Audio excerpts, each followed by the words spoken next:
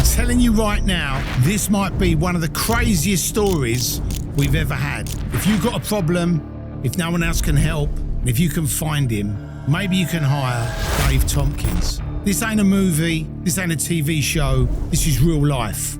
A man who started out as one of the UK's biggest safecrackers, but not just any safecracker. The first man in the UK to use gelignite to blow the bloody doors clean off. Becoming notorious, feared in that world, but that was just the beginning. Because somehow, by a twist of fate, he ends up going global. From crime to becoming a mercenary, an international arms dealer operating in a world most people don't even know exists. We're talking about a man who built his own real-life A-team. Jobs that no one else would take, situation that no one else could handle. And then it goes even further. Because at one point, he was hired to take out Pablo Escobar. Yes, that one. This episode is raw, uncut, unfiltered, and trust me, you will not believe what you're going to be seeing and hearing on this episode. We will see you on the other side.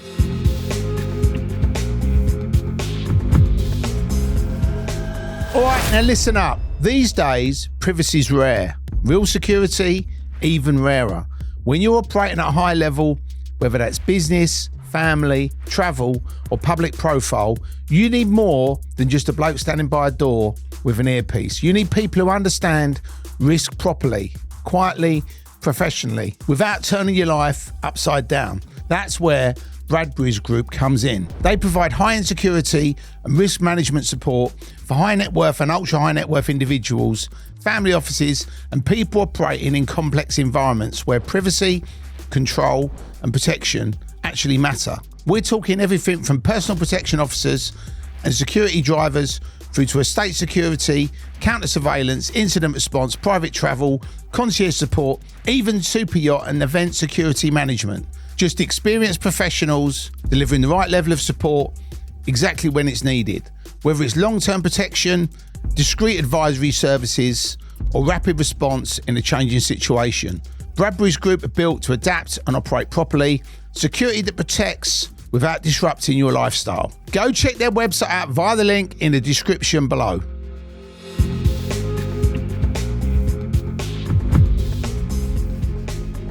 Welcome back to the Terry Stone Connection, and today we've got a man who was probably, you would describe him as the real life A-team, but he was a mercenary for 5 decades. He was a safecracker back in the day. He's written 2 books. One's called Firepower and the other one's called Dirty Combat. It's not very often you get a man of this stature coming on a podcast and telling us about his crazy life. But here he is, the man who was asked to kill Pablo Escobar. Please put your hands together for Mr. Dave Tomkins in the building. Woo! Was that a good introduction, Dave? It is. Right, yeah. Amazing. Well, I'm really pleased to have you on the show. And when I read your book, it actually did make me laugh because it said that you was obviously in Camberley in Surrey, and that was obviously where I was from. So when I was reading it, all of the places like the Royal Military Academy and all the different things around Camberley. Ragamuffins. I mean, that was the place, wasn't it? Yeah. I blew Ragamuffin. I blew the academy safe there. Yeah. I mean, that was what I think our audience would love to basically know, Dave, is a little bit about you. So, where you grew up and what sort of led you into your chosen career. I mean, when you was brought up, was you exposed to crime then, or was it? No, I was not criminally minded until I actually went to prison. But I went to prison by accident, really. I was in the Merchant Navy. I came home on leave. I'd been a bit of a scrapper in the town because Camberley at that time, I don't know if you know, you've got the parachute regiment at Aldershot, Purbright Army. And the worst thing happened, of course, was that the US naval base was at Blackbush, which was a perfect storm on a Saturday night when everybody was trying to pull the birds and the Yanks are pulling up in their cars and Harley Davidsons. There was nothing but fights. Well, the police used to come and break us up, and of course they knew who we were. So, and I was always involved in the fighting. So I came back off leave off a ship one day, took my girlfriend to a cinema, the Odeon, if you remember it. Yeah. And took her down to when we came out to catch the bus home. And this Shore Patrol car, American Shore Patrol, had an English cop in, because when the Americans tried to break the fight up, they couldn't arrest any of us because they wasn't lawful. So they put an English cop in them. Well, this Sergeant Phillips, as he drove past the bus stop, saw me, and they turned the car around, and he came back and said, "What are you doing, Tomkins?" "I'm in a bus queue with about 20 people." I said, "Well, it looks like I'm catching a f***ing bus, doesn't it?" And of course, as soon as I said the word "what do you think I am?" And he said, "Right, I'm arresting you for bad language." And he tried to grab my arm. So I hit him and I punched him up the road, and I got arrested, obviously. Went to court, got 6 months imprisonment. And then in the meantime, I was on bail. So I went and smashed up a party, an American's party. Got 6 months for that as well. That was my introduction to crime, going to prison. So I got in there, was fascinated by all the stories and a load of bullshitters. And when I come out, I thought, well, I can't go back in the Merchant Navy, or that was what I believed I couldn't, which was what I wanted to do. So I'm going to become a criminal. And that's how I started. From there, what was the first sort of crimes you committed where you was actually getting a few quid? Safe blowing. I didn't do anything else but blowing safes. The first crime I ever committed was I blew a laundry. And I'd seen the safe. I'd done my reconnaissance on it. I knew where the safe was. Then that obviously is to get explosives. And I had a couple of mates of mine, and we found a chemist who would make me an explosive, which he did, which was trinitrophenol.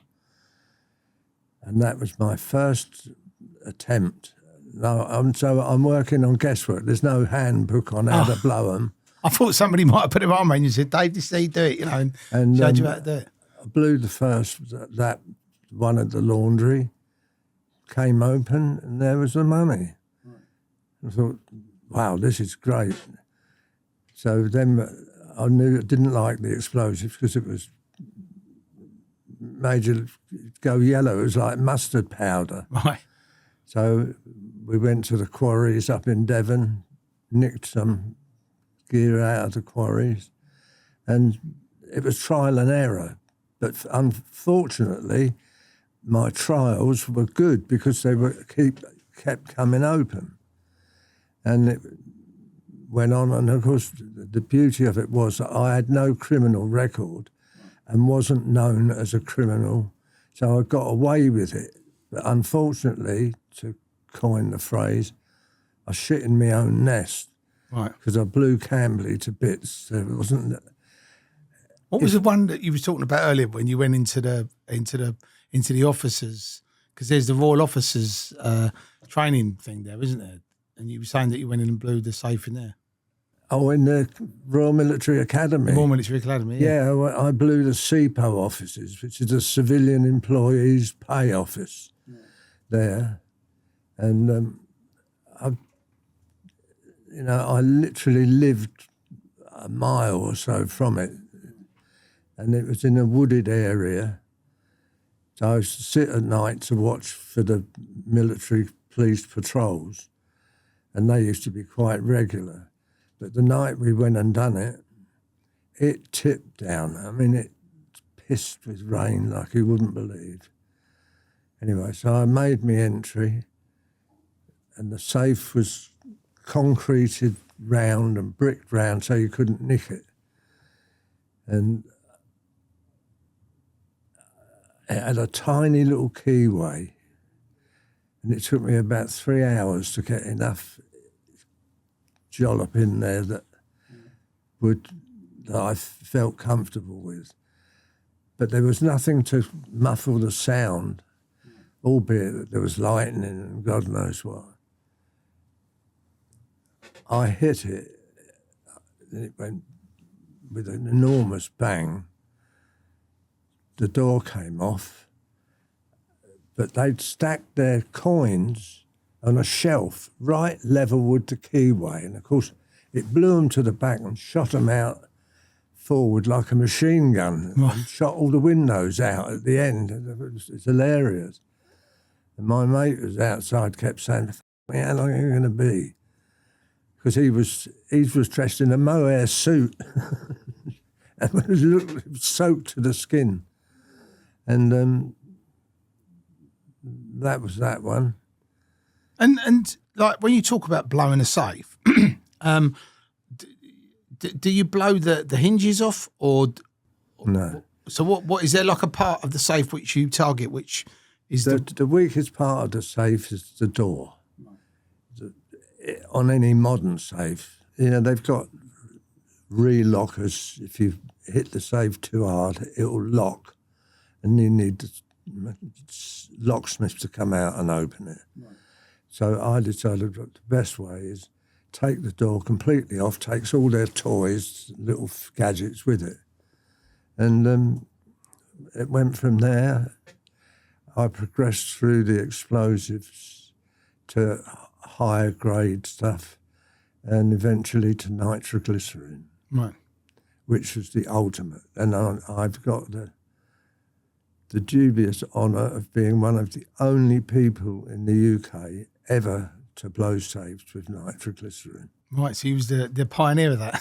Pioneered it, yeah. And what's the difference between that and what you was using before? Because is nitroglycerin dynamite or? No, nitroglycerin is a liquid that we have to. You can't buy it and you can't steal it like from a quarry. Right.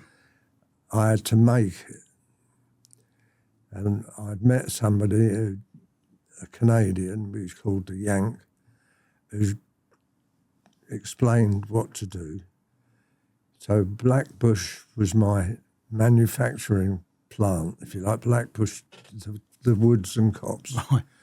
But you need only three things: fuming nitric acid, fuming sulfuric acid, glycerin that you buy in the supermarket for cooking, and Pyrex equipment, floating dairy thermometer, and bicarbonate of soda to wash the acid out.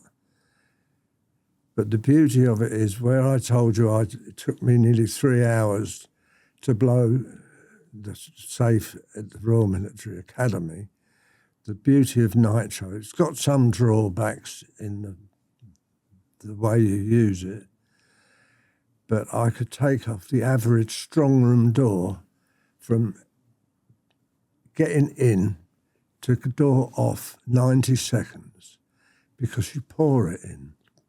So as a liquid, it doesn't take a lollipop stick and a knitting needle to get enough into that lock.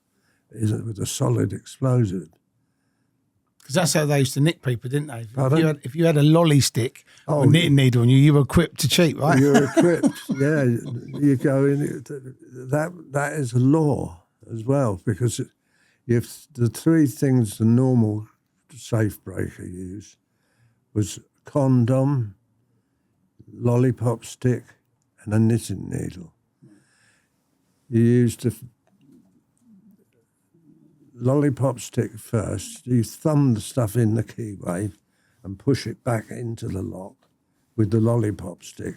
But when it fills up and it's not enough to get in, you use the knitting needle to try to pack it and get it into every corner, because the lockbox that you're going in may only be that big. Right. And but with nitro, it was pour, boom. The downside to nitro was you had to hit it straight away, Right. rather than let it run away as it'd end up in the bottom of the safe. And when you was making this stuff, I mean, I take it was fucking dangerous. But your bum twitches, I tell you. The first time I ever did it, I'm thinking, well, should I be doing this? But no, you mix the two acids first. You need a block of ice in a bath or a tub. We used, it was winter, a frozen stream that had ice on it. Set the Pyrex bowl in the ice. Get a 50-50 mixture of sulfuric acid and nitric acid, but they don't like each other, so they react very violently, and you can get burnt badly. Did you have any mishaps? Like, did you? No, never had any. Well, I got taken to hospital once. Well, I had to go to hospital once afterwards. We can't see the fumes, but in the open air it was all right. And with the dairy thermometer, which is a floating thing they use in the milk business, you pour one acid into the other, but mix very slowly, like you do a figure of 8, swirl it around until you've got an admixture of both those acids. Then comes the dodgy bit. Right. You've got to add the glycerin. Well, the minute you add the glycerin, the temperature on the thermometer goes straight way up. Because you're only using, I mean, to make 10 ounces would take me 10 hours. So you're only using a little bit, another little figure of 8, the temperature, you're trying to dissipate it so that the heat drops until it gets back down again. Then you have another go, have a fag, let it stew for for a quarter of an hour or something. And then once you've done this, how do you actually store it so it doesnn't blow up? Well, if you've washed it all right, because at the end of the, let's say that your manufacturing process is finished, the glycerin is on the top of the thing. It floats on the acid. And that's been nitrated, so that's exploded. So you flood the bowl with water, just keep flooding it and flooding it and flooding it till it dilutes the acid and overflows into your ice bath or your stream or wherever. So you've got clear water, and in the bottom will lay the nitro sinks, and it goes to the bottom, and it's like I don't know whether I can use the term on here. It looks like sperm. Right. Right? It's a white, milky liquid, but it's viscous like oil. Right. Now you've got that in a bowl of water, so you tip the water out gently and then scoop the nitro out with a little jug, a little bit at a time, and put it in your container, which is usually a 2-ounce medicine bottle. Right. Pour that in, litmus test it to see that it's not acidic, because if it's acidic, it could go off any old time. Right. You don't want that in your pocket, do you, when it goes back? And well, you carry it in your pocket. It's the best way, wrapped in a sock in your breast pocket. I mean, if it goes off, you're never going to hear the bang even. But I mean, have you heard, has that gone badly for anybody? I mean, I know you was all right, but has anybody done that and it's actually gone off and killed them? No, not in my crew, and we were the only people in England who'd ever tried it anyway, and we still are. There's nobody on record. But yeah, I mean, it killed Alfred Nobel's brother, I think, when he was making it, legitimately. I mean, the Nobel Peace Prize is made by the guy who makes dynamite. Well, I didn't know that. No? It's nitroglycerin is nearing the 10,000 meters a second explosive travel. You measure the velocity of detonation of explosives on how fast it travels, So they put sticks together for a quarter of a mile, detonate one end and time it till it gets to the other with the high-speed cameras.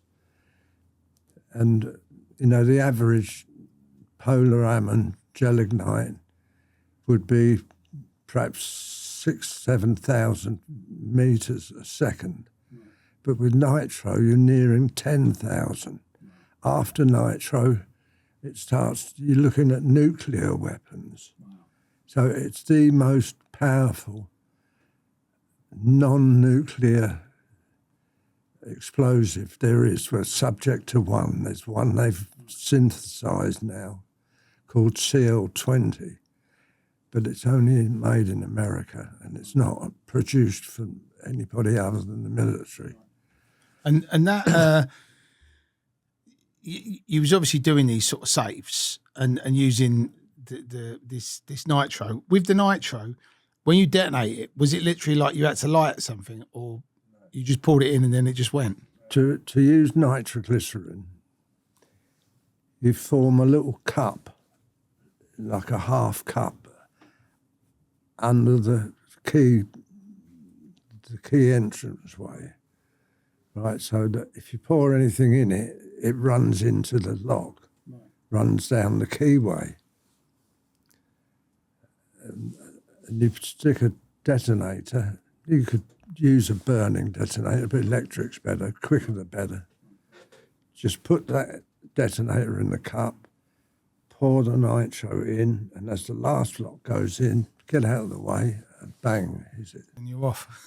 Just touch the batteries and it goes. And over your career of being probably one of the UK's most prolific safe blowers, how many safes would you say you did? Or dozens.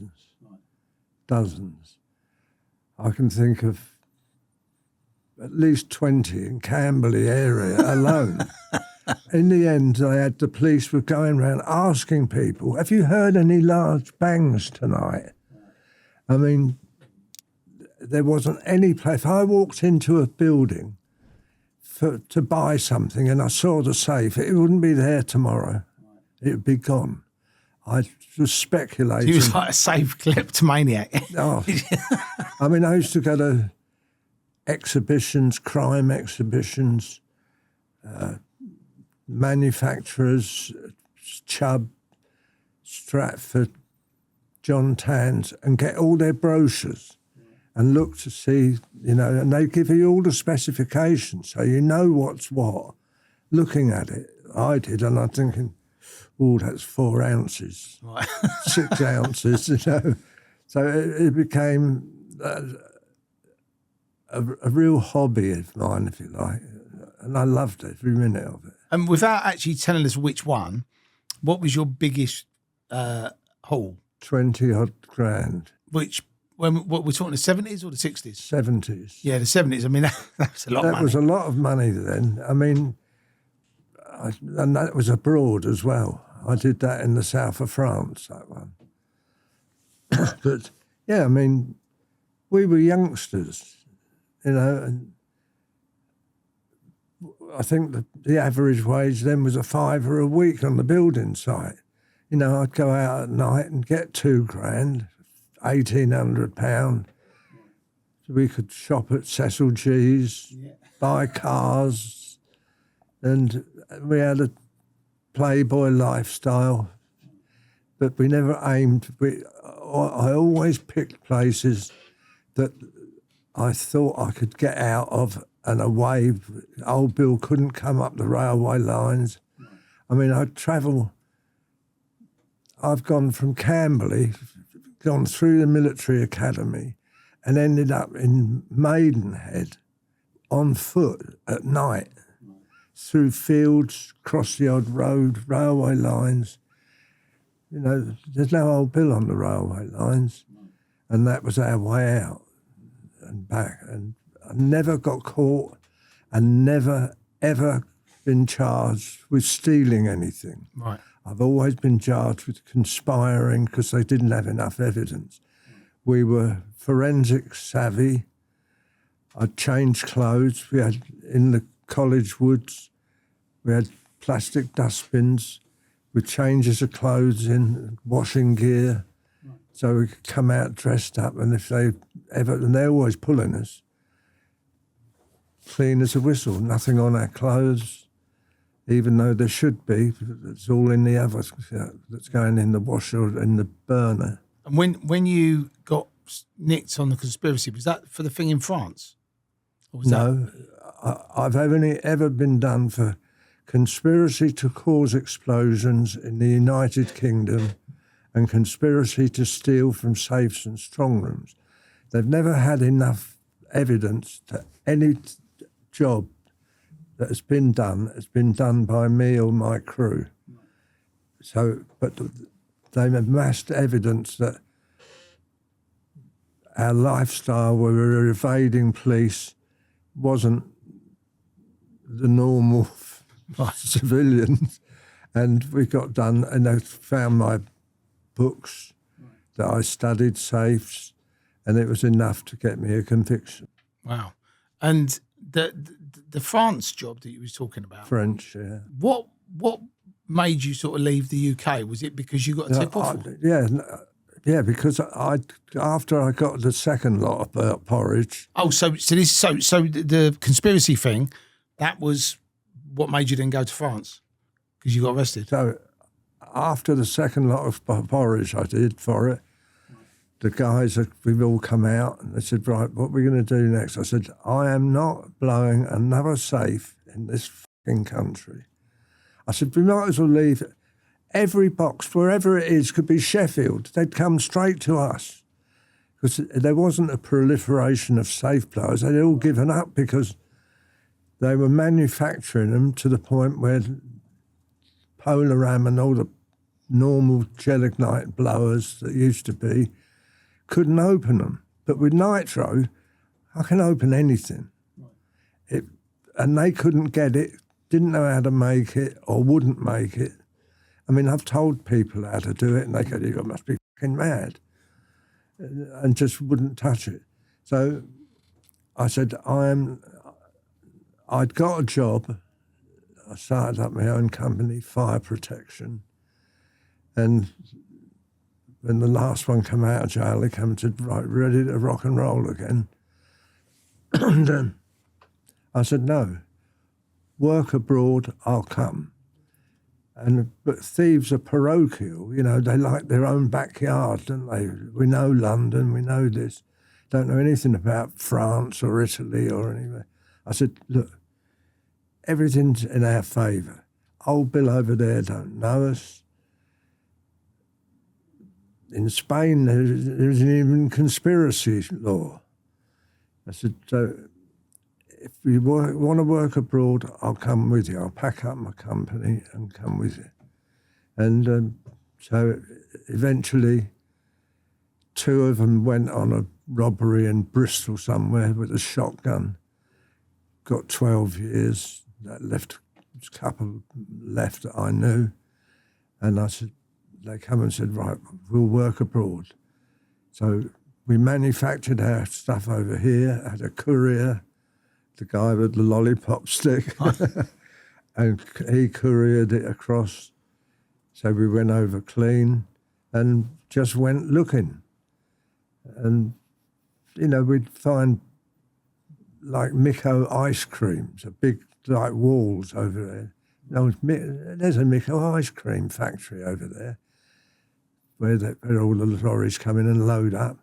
We'll pop that one. We'll have a look tonight. And what a lot of people watching or listening to this podcast won't know is, like, now obviously it's different because it's all like credit cards, but back then all the wages were paid in cash. In cash. So there was a lot of cash. Wage packets. And they were collecting the cash from the shops they were delivering the ice cream to. So I suppose it was like robbing a bank, right? It was. I mean, I've done council offices, gone in, and it's the wage, the people pay the rent in, we're paying in with a book and things. I mean, I did one, and And my mate's rooting through the safe, and I took out this suitcase, little suitcase, and then old cardboard ones, popped it open, and it's all the money was in there. He said, "There's nothing in here." I said, "It's all right, I've got it, it's here." And did it come on top for you in France? All right, now listen up. Buying or selling a property these days, bit of a minefield, ain't it? Everyone's promising the world, passing you from one person to another. Loads of noise, not enough straight talking. That's where my friend Wayne Diggins is different. Wayne's not just your typical estate agent. When you deal with him from start to finish. And when you've been in the game for over 20 years like Wayne has, you learn a thing or two about people and about the property market. He understands how it moves, how it changes, and most importantly, how to guide people through it properly. He's also all over social media, TikTok, Instagram, Facebook, sharing updates, advice, and what's really going on across Castle Point and Thurrock in Essex. Proper local knowledge from someone who's in it every single day. But what really makes Wayne stand out? Simple. He cares about doing the job right. It's personal, focused, and results driven. Not about rushing people through the door, about helping clients make confident decisions and getting the best outcome possible. So whether you're thinking of selling, buying, or you just want some honest advice about the property market, Wayne Diggins is definitely someone worth speaking to. Because experience like that, you can't fake it. So go give him a follow on socials or click the link in the description below and check him out for yourself. No. Right. No. So you managed to get in and get out? In and out. It was a bit of a comedy of errors, this place. We went to grass, you know where grass is? It's just a back of cans. Right. It's the perfume part of the world where they make all the perfume to grow all the flowers. We were reading about this presentation thing that they'd made for it. It was made of gold and platinum and that. And there was 3 of them made, and 2 was stolen by the Gestapo, and there was 1 left in grass. So we decided to try and nick it. So we went and had a tour around the perfume factory, but it wasn't on show anyway. But en route, we passed in a bus. We went in a bus. We were up this country lane, and there was this big supermarsh. And I'm thinking, that's in the middle of nowhere. Fields and woods and things, and a grapes growing. So we'll have a look at this. So we sat out at night, watched it all night, hid up, and every hour the police came in a van with their little machine guns, checked around it, and every other hour a security company checked it out. So now as soon as we got a free hour, we're looking round, there's burglar alarms on the windows. If you break the glass, it's on. And looked up on the roof, which was terracotta tiles, and it had these big square mushroom air vents. So one of us shot up there, give it a wiggle, and it came off. Now there's a hole, big hole where this thing fitted over. So I went in onto the beams, the steel beams, and this supermarket didn't have offices per se. As you walked in the supermarket, there was this, what would be what he would call it,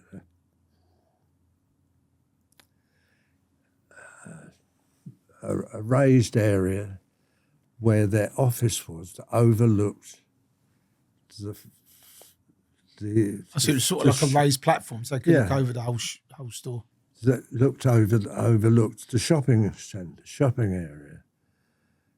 So I walked along the steel beams, and this thing was made of concrete blocks, but didn't have a roof on it. It had ceiling tiles that they'd put on.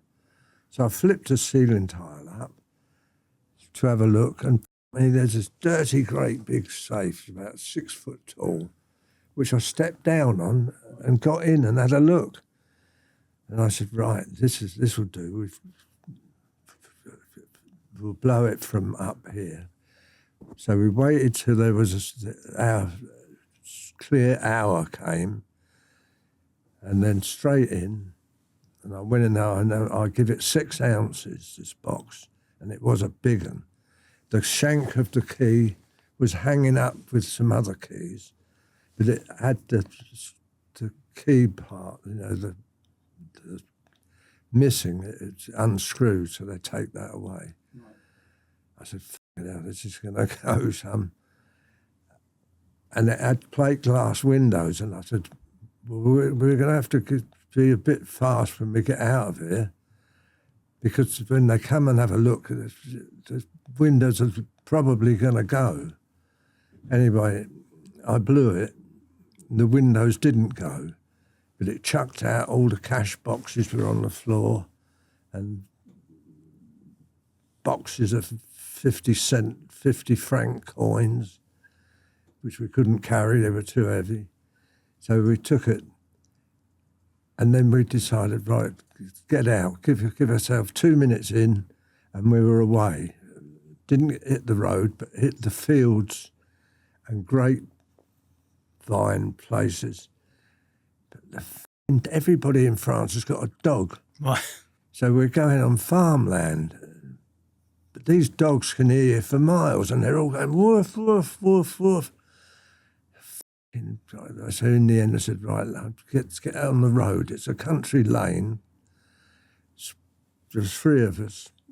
1 go point, 1 go rear man, 50 yards apart. And if you hear a car, shout, and we'll dive in the hedgerow, which we were doing fine. And it worked perfectly, that, till we come to another vehicle coming somewhere, nip, vehicle. I dived through a hedge to get out off the road so I couldn't be seen. There was a fucking quarry the other side of it. And I went arse over tit, straight down the quarry, and I thought I was dead, because it was long enough falling for me to think I'm going to die here.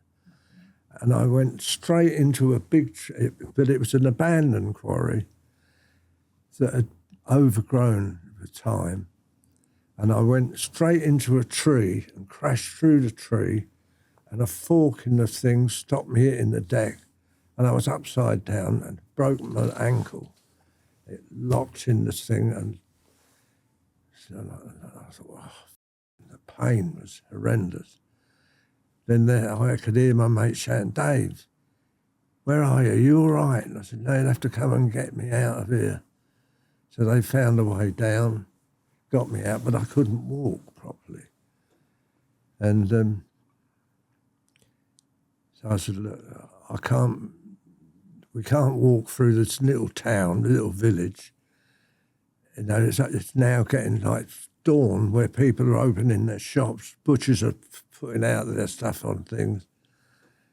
I said, look, we're never going to make it through this. I mean, I'm scratched. I'm all in black as well, dressed like a burglar. And I said, you go back to the motel, find your own home, get back there. I'll try and get to that bus stop on my own, because otherwise I'm just going to look a right trio.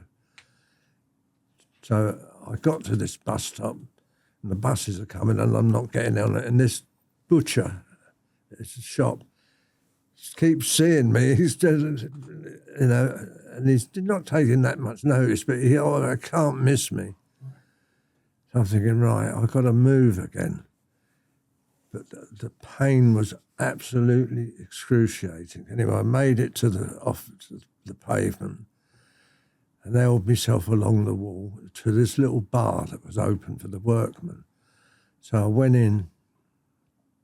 I thought, I can't wait for them. I'll have to try and get back to where we lived. So I was ordering cognac and taking, and Your natural painkiller. trying to kill the pain. And all of a sudden you hear police cars and sirens, and this cavalcade of cop cars goes past, and all the customers are rushing to the window to have a look, except me, of course, because I couldn't hobble. But I knew what it was. They'd opened the place up and found the box. Anyway, so I see this thing that said taxis, took the card. I said, "Can you call me a cab?" And then this Mercedes pulled up and took me back. We had a safety thing there. There was a towel hanging out the bathroom window if it was clear. So I stopped before this motel we were in. They weren't there. I see I was clear, so I went in. I got showered, dressed, cleaned myself up a bit, and they came back, not having found me, of course. Said, "Fuck me, what happened?" I said, I couldn't wait any longer, and when the old build mob came, I had to move. And so it was one error after another, so we decided to abandon the country we were in, France, put the car back, the rental car, and got to the airport, got our flights, and split up, so we're all sitting separately. But I'm still taking, getting a drink and having these more pills I bought. Anyway, I wake up, sweating like a bastard. The plane's gone. They've got on it, but I wasn't on the bus to go out to catch the plane. So I've gone to the desk and said, "Look, I wasn't feeling very well." And they said, "We were calling you over the tannoy, but you didn't respond." I said, "Well, I need another ticket." They said, "Well, you can use that ticket." And the flight was direct to Heathrow. Their flight was direct to Lyon, and Lyon to Heathrow. So I got back before them, and I sat in Heathrow waiting for them to come through. And that was the end of that particular safe. But the police, they got in touch with Interpol. Camberley police came for us, and they'd stop us, stop me, and said, "Here, Dave, don't go back to France for holiday for a while, will you, mate? Because they're really pissed off with you." I said, "What about?" I said, "What are you talking about?" They said, "Look, it's not our jurisdiction, so it don't matter. But can you pick a sunny Caribbean island or something to go on? Because we got invited out there. And we knew it was your work straight away, and so did they." He said, "But Interpol have got you on the book now." So I just carried on. And So you were Camberley's most wanted. yeah, but they could never catch me. And was that sort of when you started to think, maybe I need to try and do something else? Because when you become that prolific, even though, like you said... I knew that my cards were marked, and every safe, they used to pull us all the time. I mean, we couldn't even go somewhere. If we drove to Southend here, we'd have had 4 pulls down different counties, and it's, "F*** off. Get out of this town. Don't you start in here." So, the writing was on the wall for me, and I said, "Right, enough is enough." And I went back to doing my fire protection, and I met John Banks, and that was my change of career. Right. I met my wife, who I was going to get my car insured, and I spotted her going up to this masonette. Said to my mate, "Fucking hell, that's nice." And anyway, I ended up getting an introduction. We went out together, and eventually I moved in with her. Right. When I was home, because I was away working most of the time. But my next door neighbour was John Banks, the recruiter for Angola, which I didn't know at the time because Angola hadn't started. And that was a bit of a a comedy as well, because I came down, I'd only been in that flat about 4 or 5 days. I came down the stairs on a Sunday morning, smelt the coffee, came down, was drinking my coffee and looking out over the fields at the back where the Blackwater River runs, you know. And the door next, our masonette was right next door was John Banks, who I didn't know. And the door opened and this bloke walked out, dressed in black, black boots, black jumpsuit, black crash helmet, black visor, and a parachute on his back. And I thought, what the f***ing hell's that? I said, here, man, who's that? She said, oh, that's John Banks. I said, well, who's John Banks? She said, he's been in some secret squirrel military operation. I thought, I know a bullshitter when I see one, because You thought he was Brook Bond. So we're up on the first floor level, and he's gone out, leant over the railings, and I'm just checking to see there's no aircraft around, and I went out with my coffee, and I sat on the doorstep. I said, good morning. And he waited a bit, and in his military officer's voice, flipped the visor up, and he went, morning, 22 thou, I think, 22,000 foot ceiling. And I said, yeah, is it? And he said, do you jump? I said, not if I can help it, no. And anyway, the next minute, the bullshitter come out in him, and he's taken off the chute. Do you know how to pack one? I said, no, and it's canopy all over the patio. And invited me in for coffee. And all along his walls is these military memorabilia, shields, Radfan, Darfur, Burma, Vietnam, and the SAS wings. I said, oh, you've obviously been in the military, just to let him know I wasn't too thick. And he said, yeah. So we ended up having a coffee and swapping bullshit stories with each other. And he was a long-distance lorry driver abroad. And so I didn't see him again for weeks. I went off to Middlesbrough, wherever I was working at the time. Came back and one day knocked on the door. And he said, can you tell me if you can get an overdraft? If you open a bank account, can you get an overdraft straight away? I said, not unless your old man's the bank manager. Right. I said, you've got to put money in before you get any out. And I said, right, what's the problem? I said, it's easy to get a bank account. He said, well, I want to start a trucking company of my own. Right. And I said, oh. So I said, well, you've got to have a truck. He said, yeah. He said, so he explained how owner-drivers operated, the long-distance routes to Afghanistan and Iraq. He said, if you've got your own truck and trailer, or rent a trailer, you can get 75% of the trip money up front to pay for fuel, ferries, and whatever else. I said, that sounds handy. 75%, so you need a truck? He said, yes.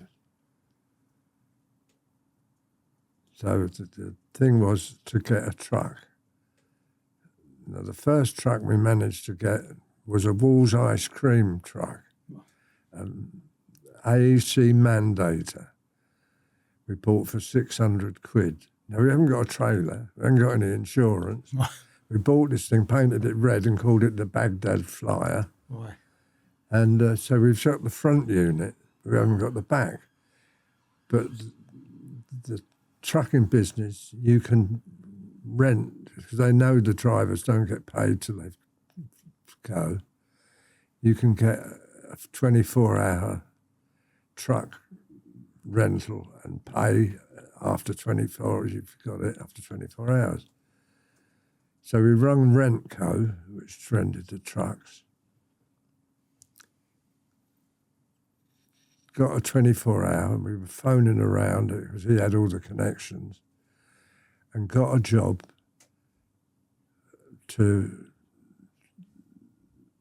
one was to Iran, one was Iraq,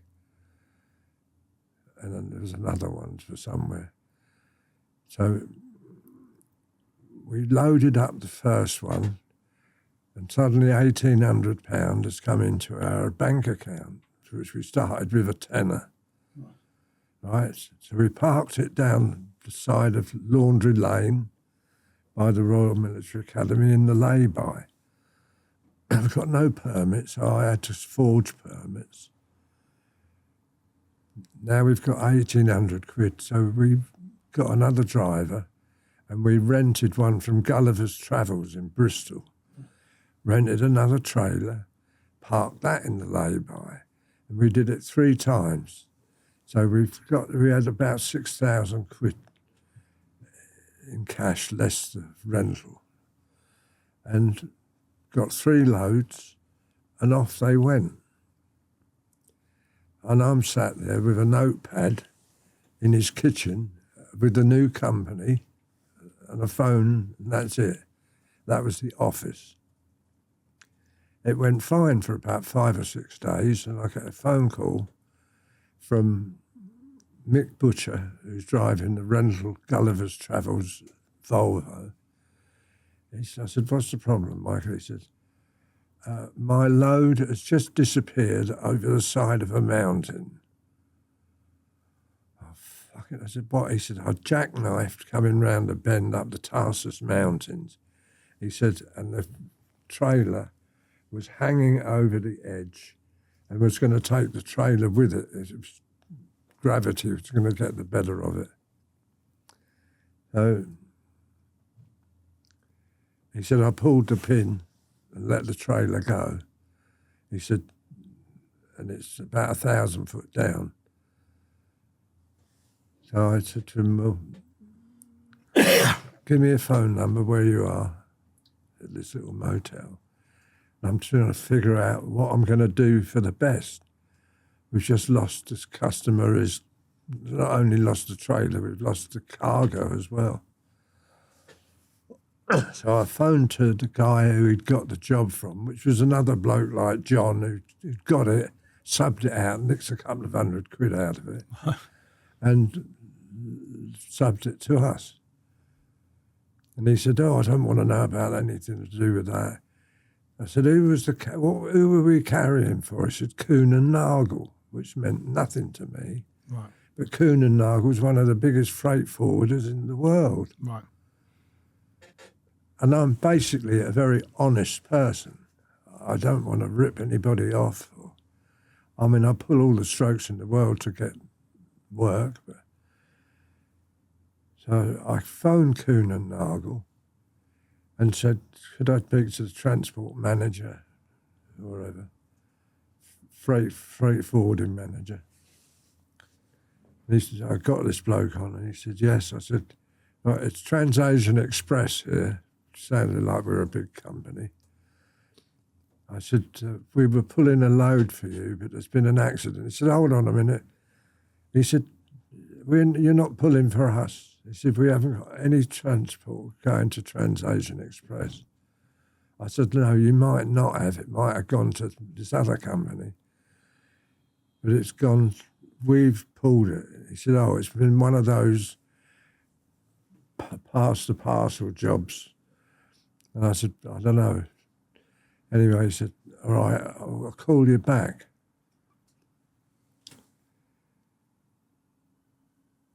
Within 3 hours, he didn't call, there's a knock on the flat door. And I'm in with Banksy's wife, and I'm in the kitchen with a couple of pencils and a notepad. Not a freight yard. There's 2, she's come in looking pale. She said, there's 2 directors from Kuhn and Nagel here. Oh, I need this tonight. So I said, send them into the living room, make them a coffee, and I'll go and see them. But of course, they can see in the kitchen as they walk past of me sitting there with my notepad. So I went in and I explained the position. I said, your cargo is down the bottom of a thing. He said, so the two Germans, Wolfgang Rust and whatever the other guy's name was. Anyway, they were rabbiting away in German to each other. They got the fortress and they said, look, Mr. Tomkins, give us your phone number for this guy and we'll send a recovery vehicle and get what's left of the cargo back. And fine. And he said, do you want some more work? I've just dumped his fucking £100,000 load off a cliff. And I said, how do you mean? He said, Mr. Tomkins, you're the most honest Englishman we've ever met. Right. We've been ripped off, got trailers dumped in the Sahara Desert, Baghdad. Geezers, they get a bit of trouble and they just unhook their wagon and leave it, abandon it. And it costs us tens of thousands of pounds. I said, yeah, how much, what sort of work? He said, 2,000 trailer movements by Christmas. I mean, we haven't even got a truck. We've got 2,000, averaging £2,500 a load. That's a lot of money, isn't it? That's a lot of money. Anyway, I said, well, you can see the position we're in. I've got a notepad and a pen. He said, we will sort all of it out. He said, do you want to take it on? We want one person we can trust, one company alone, instead of going out to all these owner-drivers. He said, and you're the man we've chosen if you want it. He said, you've been straight with us, we'll be straight with you. So I said, yeah, great. So they went off. I got all their numbers and cards. And Banksy, I don't know where he was, in Iraq somewhere. Right. So they haven't come back. It's just like a 6-week round trip. So I've got all his Rolodex of all the drivers and that he knew. So I put an ad in the paper, owner drivers required for long distance abroad. Are you being stiffed by your employer? We'll do the right thing by you. Well, the letters kept coming back with, I said, have you got an O licence? Have you got this? Some had O licences. And I had about 100 drivers at my beck and call now, who've got their own truck and those that didn't have a trailer we could get. So Banksy come back and I said, right, this is the position. He's going, oh, wonderful. It's like, but of course the first thing he did was we loaded up a few and the money just went to his head. The first thing he did was bought a Jaguar. Then he started to buy a house and I'm working my arse off. We've got rented the masonette next door, converted it into an office with telexes, phone banks, and the whole lot. And we're going great guns until we run out of trucks. We had all the owner drivers in the country. Nobody could get on a ferry. There was complaints that we were booking the whole ferry full of trucks. And of course, this money was coming in the bank account. Suddenly we've got 180 grand, 280 grand. And the Banksy's in it like Flynn. I said, who's that bird? He said, she's my secretary. All he wanted to do was rump him and pump him. And then another bunch of guys come in, using the bedroom upstairs. I said, who's these new guys? I'm working doing permits and trying to do the carnet de passage to get all the documentation right. The birds he's hiring don't know Germany comes before Afghanistan on the route, so the routes are all wrong. And I'm the only one working. He's gone off to an office in London that Kuhn and Nagel have supplied. Oh, and he came back one day. He went off with the Jaguar, and came back with a Range Rover and a caravan, brand new. I said, "What's that for?" "It'll save us money," he said. I said, "How?" He said, "Well, if there's a breakdown, we can go out and live in it instead of paying hotels." I said, "But it must have cost you an arm and a leg to get it. You can't do that, John." And we had so many trailers that they were still loading. We were still loading. We rented Membry Airfield, and there was a bit in the paper that the sun couldn't rise past Transasion's trucks. And we had 100 trailer loads of equipment loaded to go. But because once all the drivers were out, they're gone for 5-6 weeks at a time, depending where they're going. And if they don't get any trouble on the way. And anyway, I said, "I'm not going to jail for fraud.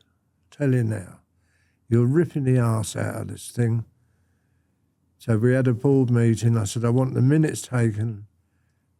If you don't change your ways." He said, "No, I'm the majority shareholder," which he was.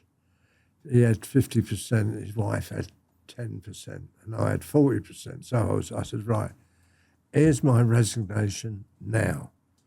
I said, "You're on your own." I said, "You just bought a house. You give a guy 200 grand for his house who sold it to somebody else and gone to South Africa. You didn't even use a solicitor." Anyway, so I'm now unemployed. And over the next few weeks, I'd go back to the office to see how they're all getting on. And they went into liquidation. Kuhn and Nagel. There was another little bit in between. I told Kuhn and Nagel, all these trailers are messed up. We're paying monthly rental on. And you're getting nowhere. We've got no trucks. They're all out till they come back again. You can't do 2,000. Invited me to London. I had a meeting in their boardroom with Lombard, Kuhn and Nagel's bank, and they offered me £100,000 vehicle. It came to 3 million quid. They'd advance us to buy our own vehicles, and Mercedes-Benz were there, and said, "We'll do a bulk sale, 10,000 apiece." They had to give us 3 million to get their own money back. And I thought, anyway, by then I was out of the game in between that. So it went kaput. But all the office was still there. And I went back one night, and all his ex-paratroopers, ex-gunners, he surrounded himself by military blokes he was in the army with, all drinking. We were half pissed, and I joined them. And one of them said, "What we need is to rent ourselves out. Rent a stud, rent a thug, or we could rent an army, mercenaries." Now, John's quick, sharp as a fucking razor blade. He was straight on the phone, classified ads, Daily Mirror, Daily Mail. "I'd like to place an ad for ex-SAS, ex-Marines, wanted for interesting work abroad," and gave the number of the thing. The next day, the phone never stopped ringing off the hook. All phones were going. People from Australia, the day after, we was getting their newspaper. There was somebody who'd taken it on a flight. There was hundreds and hundreds of people wanted to go to war.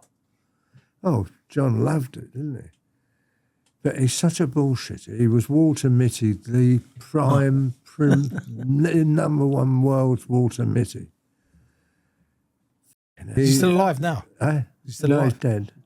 He died 2 years ago. And anyway, so he said, when all these phone calls were coming in, all the guys are going, "Oh, which regiment were you in? Oh, what were you? Oh, mortar platoon, blah, blah, this," and doing the Rolodex for them. We had a paper army with John Banks as the commander-in-chief of a cardboard army, but no war. Where are you going to go? But the only war that was going on at that time was Rhodesia. So he's got this water-meeting imagination. He's come back one day and he said, "Right, I've got a sponsor for our war." I said, "All right, where's that?" He said, "I can't tell you at the moment." He said, "I've had to go to Hereford, always Hereford, where the SAS is, and to meet this officer." He said, and he wants us to recruit a training team first, of 40 or 50, and then pick out the rest. Anyway, so we rented the ballroom at the Regent's Centre Hotel and wrote to everybody, and hundreds of them turned up with the press as well, trying to get in. So we could interview him. And he's up on the stage. He's got a stage with a map of Africa behind him. I mean, he was really theatric, John. Did he have a Frank Spencer beret as well? Anybody who's got any compunction about fighting for blacks against whites leaves the room. Thinking, what's he on about? I'm trying to keep out of this thing. I'm just going along for the ride because I know what's going to happen.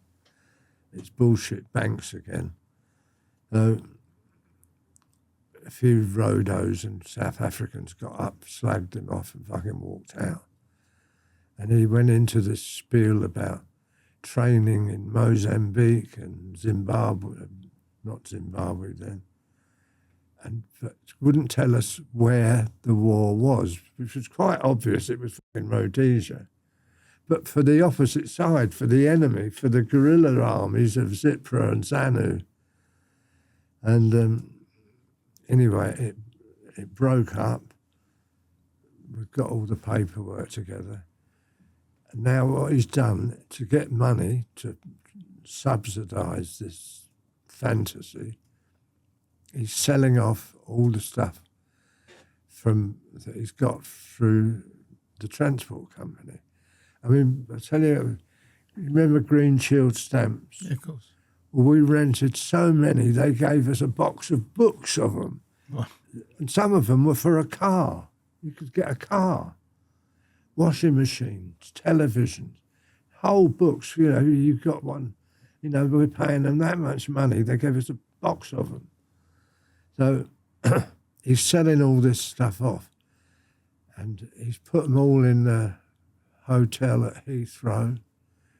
The team that's going to go out. It's his first of his officers. You'll be leaving in 24 hours. You've got to have your jabs, da da da da da. Or 24 hours and a mini bar for all these squaddies that were drinking. Nothing happened the first day, second day, third day, fourth day. Still waiting on John to come up with their air tickets. By then they've all got the ump, thinking it's bullshit. And they're drinking the place dry and having fights amongst themselves and the customers in the hotel. Anyway, so the manager phoned and said, "I'm going to call the police if you don't get all these blokes out of here." So that gave him the perfect excuse. He come down and said, "You've embarrassed the company. You can't be patient. You're all fired," because he had nowhere to go. So it's all over the newspapers. The Fast Force, right, they called it. And it was going to... And John's there on the other column saying, "I was just used as a pawn to show that we could recruit. It was never meant to be, but it forced the peace talks between Mugabe and Smith." You know, he could think of anything to come up with an excuse. So it was a nothing now. It's all gone flat again. I'm skint. I go back up to Ragamuffins one night to see one of my mates and to borrow a £5 off of him. Anyway, the doorman come up and he said, Dave, there's a guy downstairs called John Banks wants to come up and see you. I said, all right, let him up. I said, well, I'll get a drink off of him anyway. He's come up, and I met him. I was at the top of the stairs, and he's coming up the stairs in this long leather overcoat, long leather jacket. And he said, oh, John, we've got a contract, he said, waving his hands in the air. And I said, yeah, have you got any money? And he put his hand in his pocket and came up with a dirty great wedge of tenors. I said, I'm yours for the night anyway. So I thought, I'm not going to commit myself. Anyway, so I left, went home. I said, where are we going? He said, to the Tower Hotel, Tower Bridge, London. I said, what for? He said, we're meeting a guy there, and if you want, he said, we're going to Angola. Where the fuck's Angola? Anyway, it'd been in the papers, the war in Angola.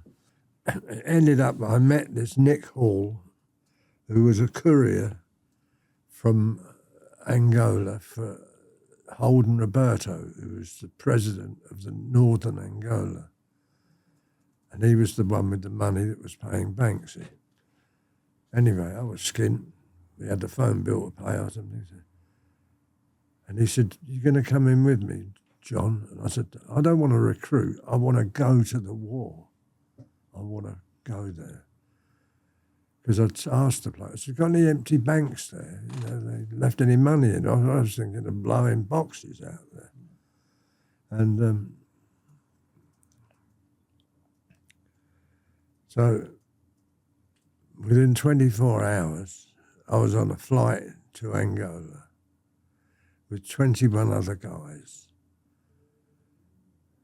And from there, we got kitted up with our weapons in Zaire and drove in a crappy old bus to Angola, to San Salvador, and met Colonel Callan, our infamous commanding officer. And anyway, I was the explosive guy there.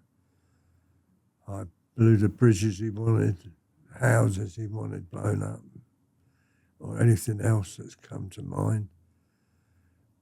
And I had an accident, got blown up with one of my own mines. Was that just something that went wrong on the day, or?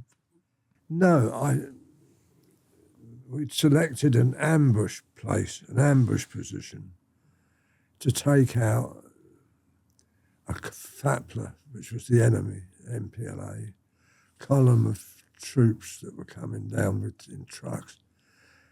But I was laying anti-tank mines and tanks. They had tanks. We didn't have anything.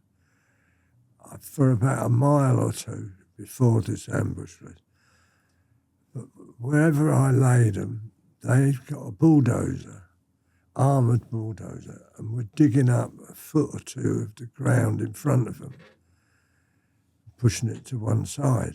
So they were getting my mines, clearing them out of the way so the column could still keep coming to Damba, where we were.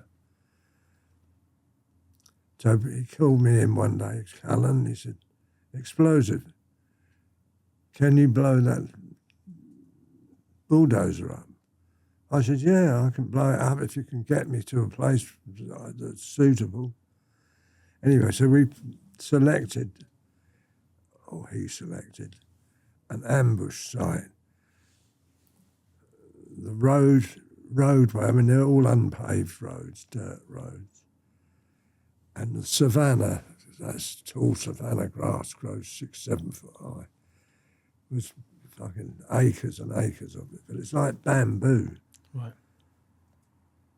So I said, I got no camouflage set. There's a special piece of equipment called a camouflage set that's not used anymore to help you blow a big hole in the road. So I said, it'll have to be dug by hand. I said, but you'll have to go down 6 foot. So I got the blacks. I said, just dig me a coffin-shaped hole where I can pack in all the old mines and things and put, I don't know, it could be 500 kilos of shit in there and bury it, and the bulldozer won't touch that. And they weren't sweeping with sweepers. And I was going to go the other side of the road with my command wire, hide in the savannah, and they'd got the high ground where they were going to open fire on all the troops after I took the thing out. So communication was another thing. I said, when you open fire, I'm going to let the tank, the bulldozer go. I said, yeah, okay. Anyway, so I'm thinking ahead. I'm thinking, right, there's no way they're going to run towards us. You know, they want to get out of the fire. So they'll go into the cane brake, if you like, at the back, at the side of the road. So I had dozens of boxes of what's called a POMZ2, POMZ2. It's like a can of beans, but serrated, that fits on a green stick that goes in the ground. This thing sits on top. It's not a mine you hide. It's a mine that you camouflage in jungle or whatever. And it's got a tripwire on. You've got another stake. You clip on like a dog's collar lead, clip on one onto the MUV igniter that sits on top of this tin of beans, run it up to the thing and attach the other end of the wire to that. So anybody running through, breaks, hits the wire, the mine goes off. And there's another one 30 feet away and 30 feet this way and 30 feet that way. So if they all charged in to get out under cover, they're going to run into a POMZ minefield. I got to and it was terrible. I mean, it was baking hot. I was sweating buckets. These things, the wire comes in a brown paper wrapper, covered in grease, so my hands were slippery as well. Anyway, so I'd got one left to do.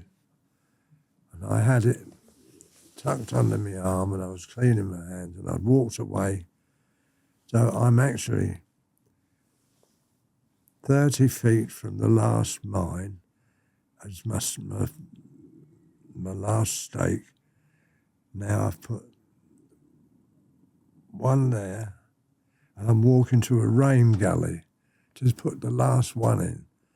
And one of these, one of the two, where I'm in amongst all this savanna grass, I'm having to tread it down and make a little narrow pathway for me to get in to actually put them in.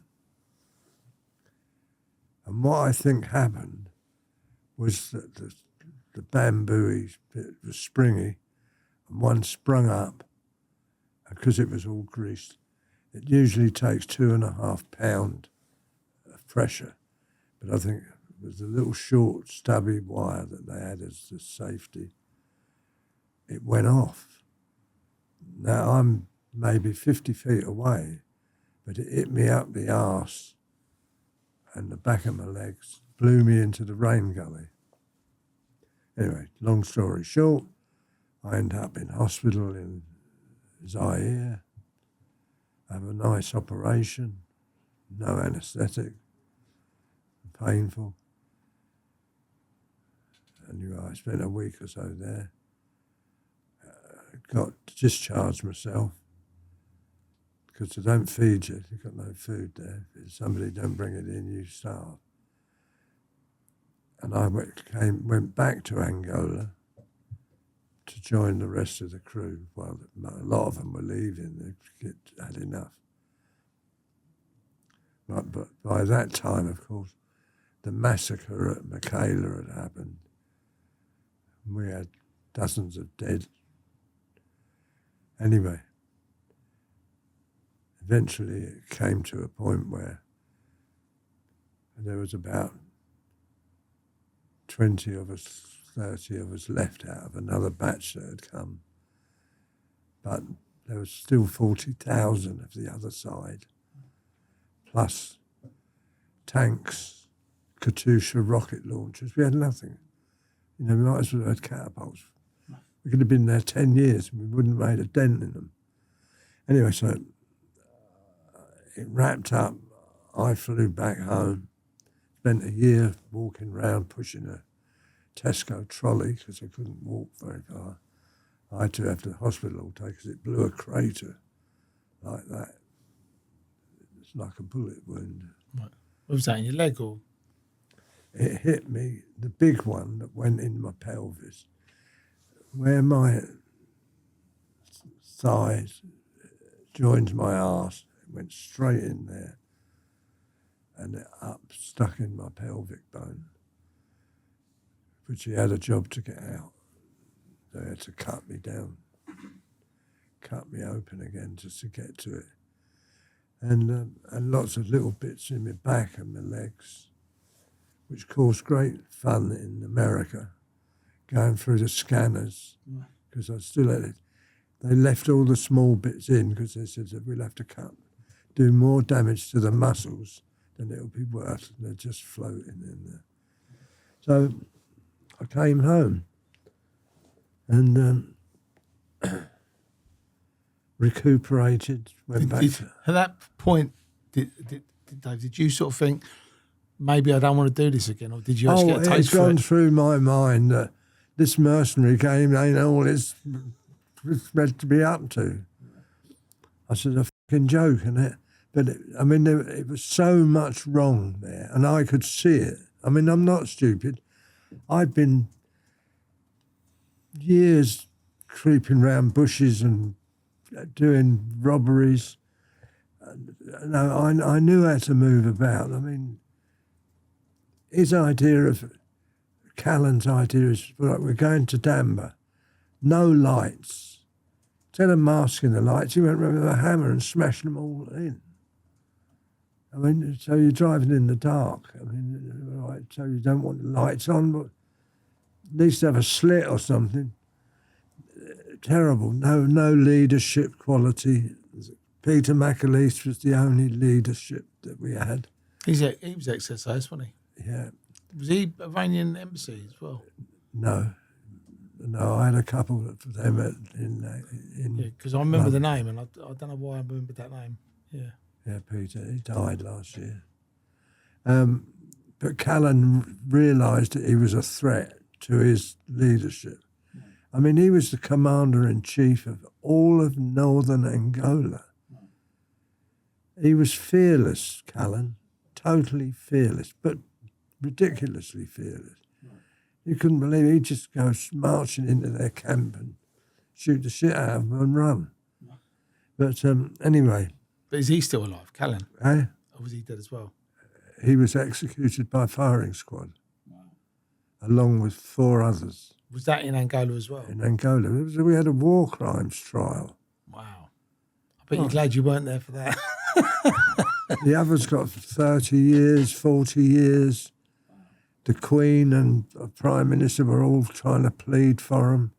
You never read the history of Angola. No, I knew there was a really terrible war there, and I knew there was a lot of corruption there, but I've never really gone into what actually happened. No, what we had was, I mean, the world's press descended upon it, you know, this despotic Satan, Callan.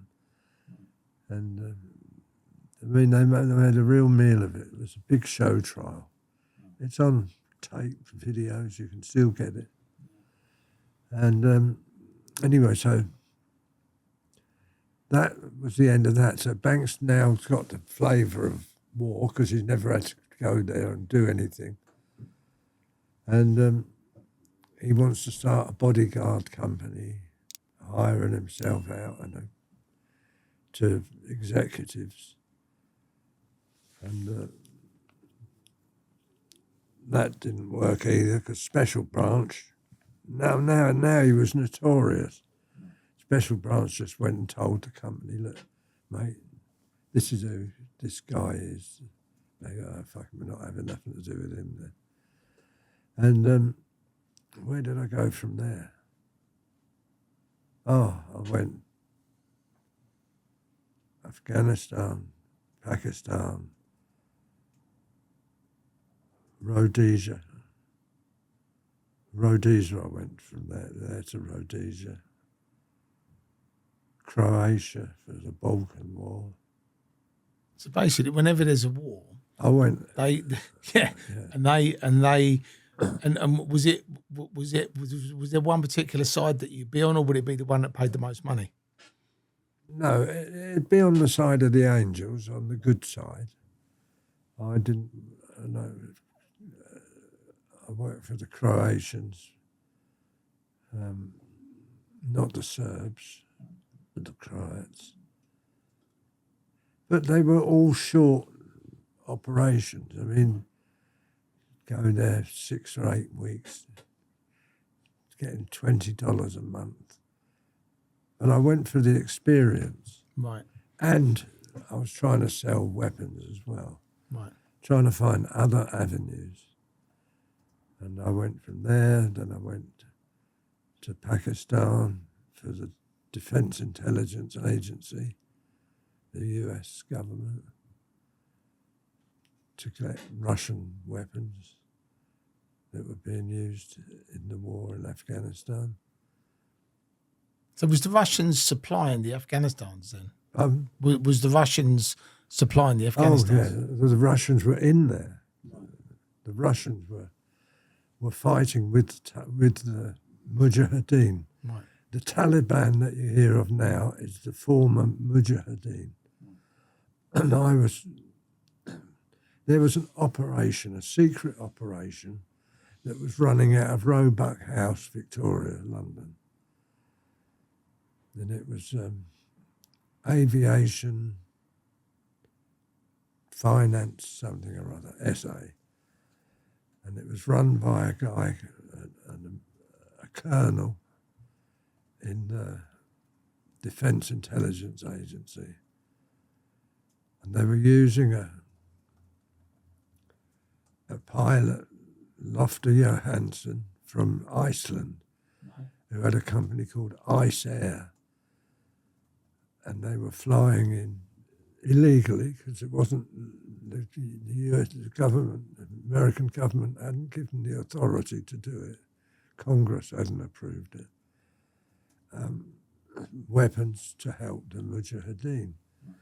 Then some smart-ass intelligence guy in Moscow went on one of the military parades and he spotted a guy. You know what the AK-47 looks like? Yeah. Well, he spotted a difference with the one the guy was holding. And the difference is it's got what looks like a flash hider, which an AK doesn't have, on the front of the barrel, end of the barrel. Everything else looked exactly the same, slightly longer magazine. Anyway, inquiries they made, the intelligence mob, showed that Spetsnaz, which is their SAS, Special forces, yeah. Their special forces, were equipped with a new rifle and new other military hardware. But of course the Yanks want a copy of everything in the world. But they weren't going to put boots on the ground and go and fight the Russians to get it. Right. And you couldn't trust the Mujahideen.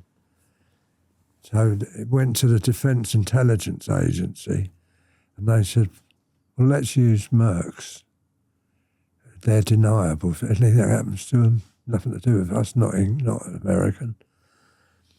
So I got involved in that.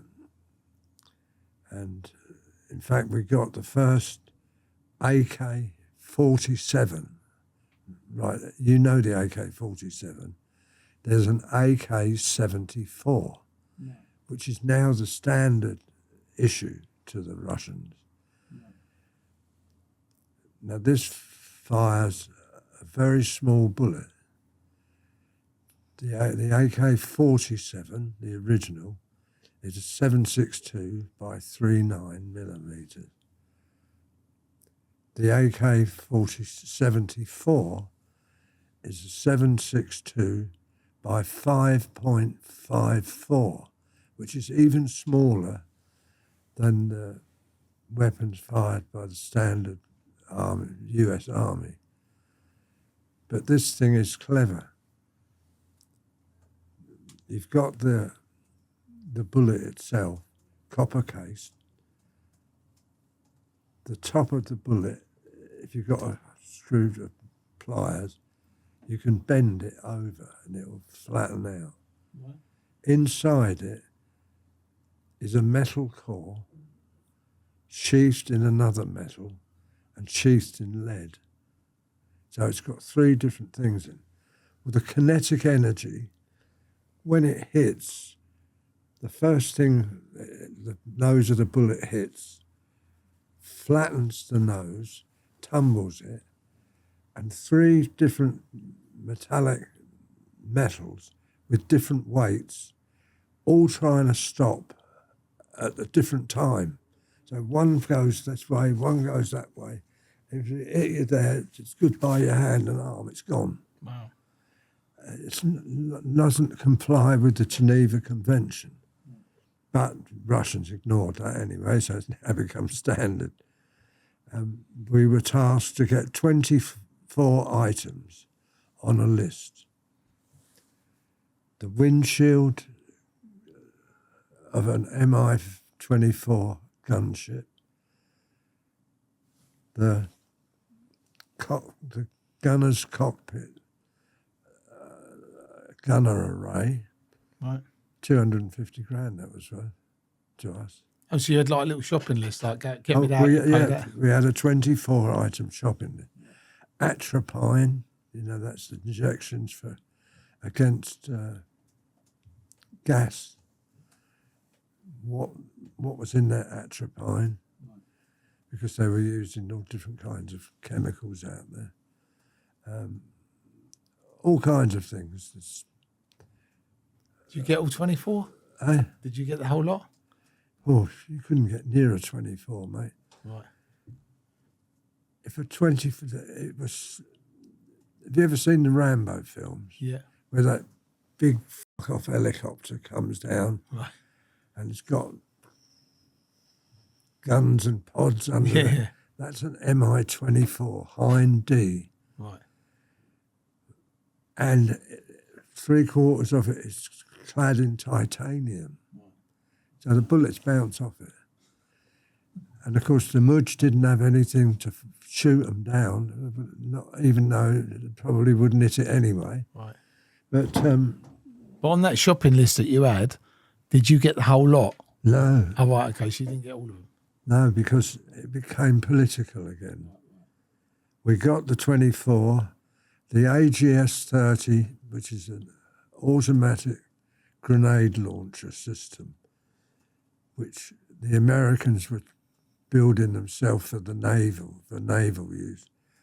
They wanted that, ammunition for that. We got that. So we joined up, got introduced to Gulbuddin Hekmatyar, who's the leader of Hezbi Islami. No, we were Jamiat Islami. And another group of ex-SAS guys went to Hezbi Islami. But they're terrible liars. I mean, lies they tell. You can't trust them. So we were supposed to scout with them, scour the Hindu Kush, pick up stuff from dead Russians that they use, and buy it off of them or steal it or what was this. But we were using US maps, which were really great. And anyway, that was the end of that one. I mean, one thing I wanted to ask you, obviously, when you're doing this stuff, could you really trust anybody, or would you think they were all kind of, even if you were working for a government agency or whether it was? Oh no, you can't trust them an inch. Right, okay. So basically, the whole thing was you had to every time you shook hands with someone, make sure you still got your rings on. Yeah, I mean the DIA were all right, but they change tack all the time. Politics come into it, and all right, we were illegal. What we were doing was illegal for them to be doing. And they're the fucking Defence Intelligence Agency. They're like the next CIA. But the Pakistanis that were allowing us to use Pakistan, well, the first time I met the colonel, he came to me and I had an office in the Grosvenor House Hotel. And they just shipped, because my mate was my other partner, was the load master on the flight. They just shipped a load of Grail, that's the air-to-air, ground-to-air missile system, SAM 7s, right? You know what a SAM is? I've seen it, but I don't. Yeah. Right, well, you've got big SAMs and little SAMs. SAM 7 is a shoulder-fired weapon. Right. They're like a rocket launcher. It is a rocket. It just fires a rocket, but 8,000 meters up in the air, and it's heat guide. It's got a heat sensor on the front, so it's known in the military as a tail chaser. If you were going to shoot a plane down that was coming this way, instead of shooting at the front, you wait till it's gone past and you shoot up its arse. That's where all the heat is, isn't it? It goes to the engine burn. So it hunts that thing. The Pakistan government intelligence, ISI, knew we were there, and they'd obviously received bungs and money, and allowed us to operate from there. But eventually, we knew that the Russians, Peshawar, which is where we were operating from, Peshawar, was a hotbed of, it's like the Wild West up there.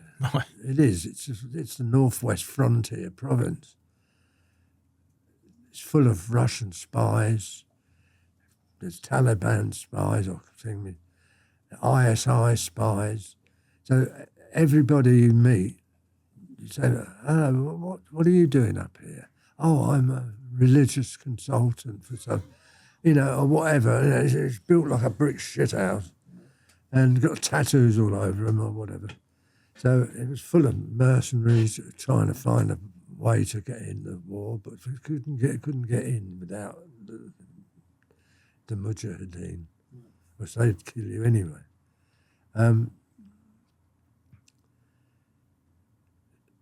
So suddenly the DIA were asked, close it down.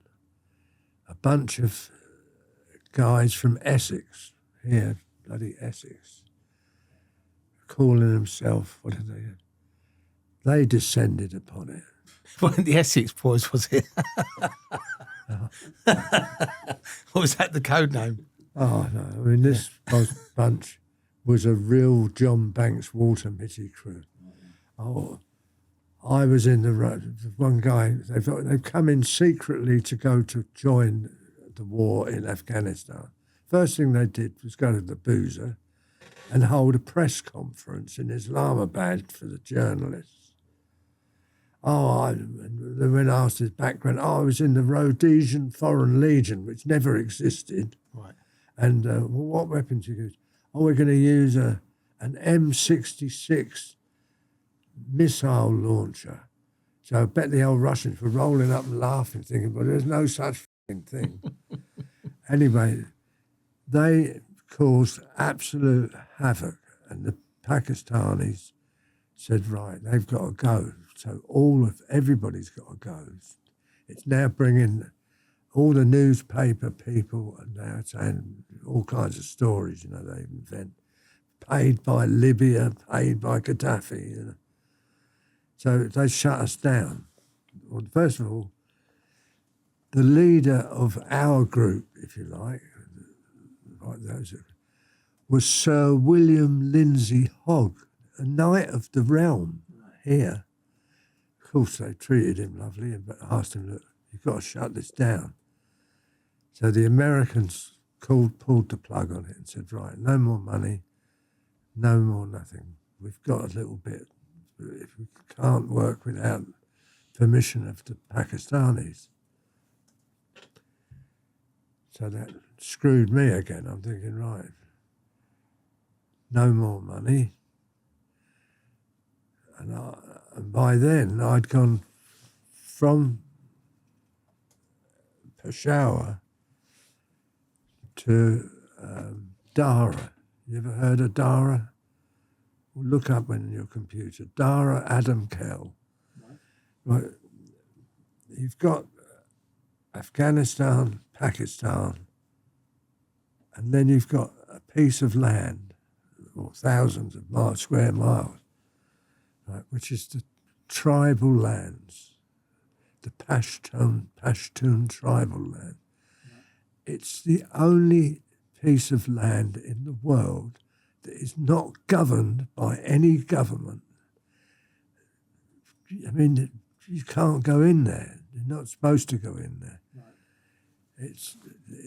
They live by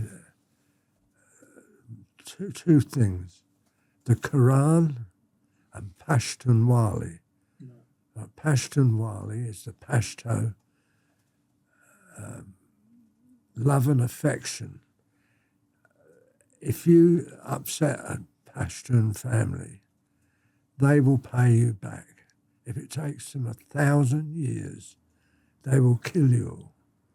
So it's just a wild place. Yeah, so don't fuck with them. Don't fuck with them, no. But Dara is a one-street town, right? One street. And every single shop, about the size of a double garage over here, makes guns. It's got tens of thousands of every conceivable gun you can think of. You said, I want a 303, boom, 303. It's manufactured there in holes in the ground that they use with a piece of rail track as an anvil. And they'll hammer it out. They've got wood carvers who carve the butts, and you can hold one, put it next to another one, and it's totally identical and works.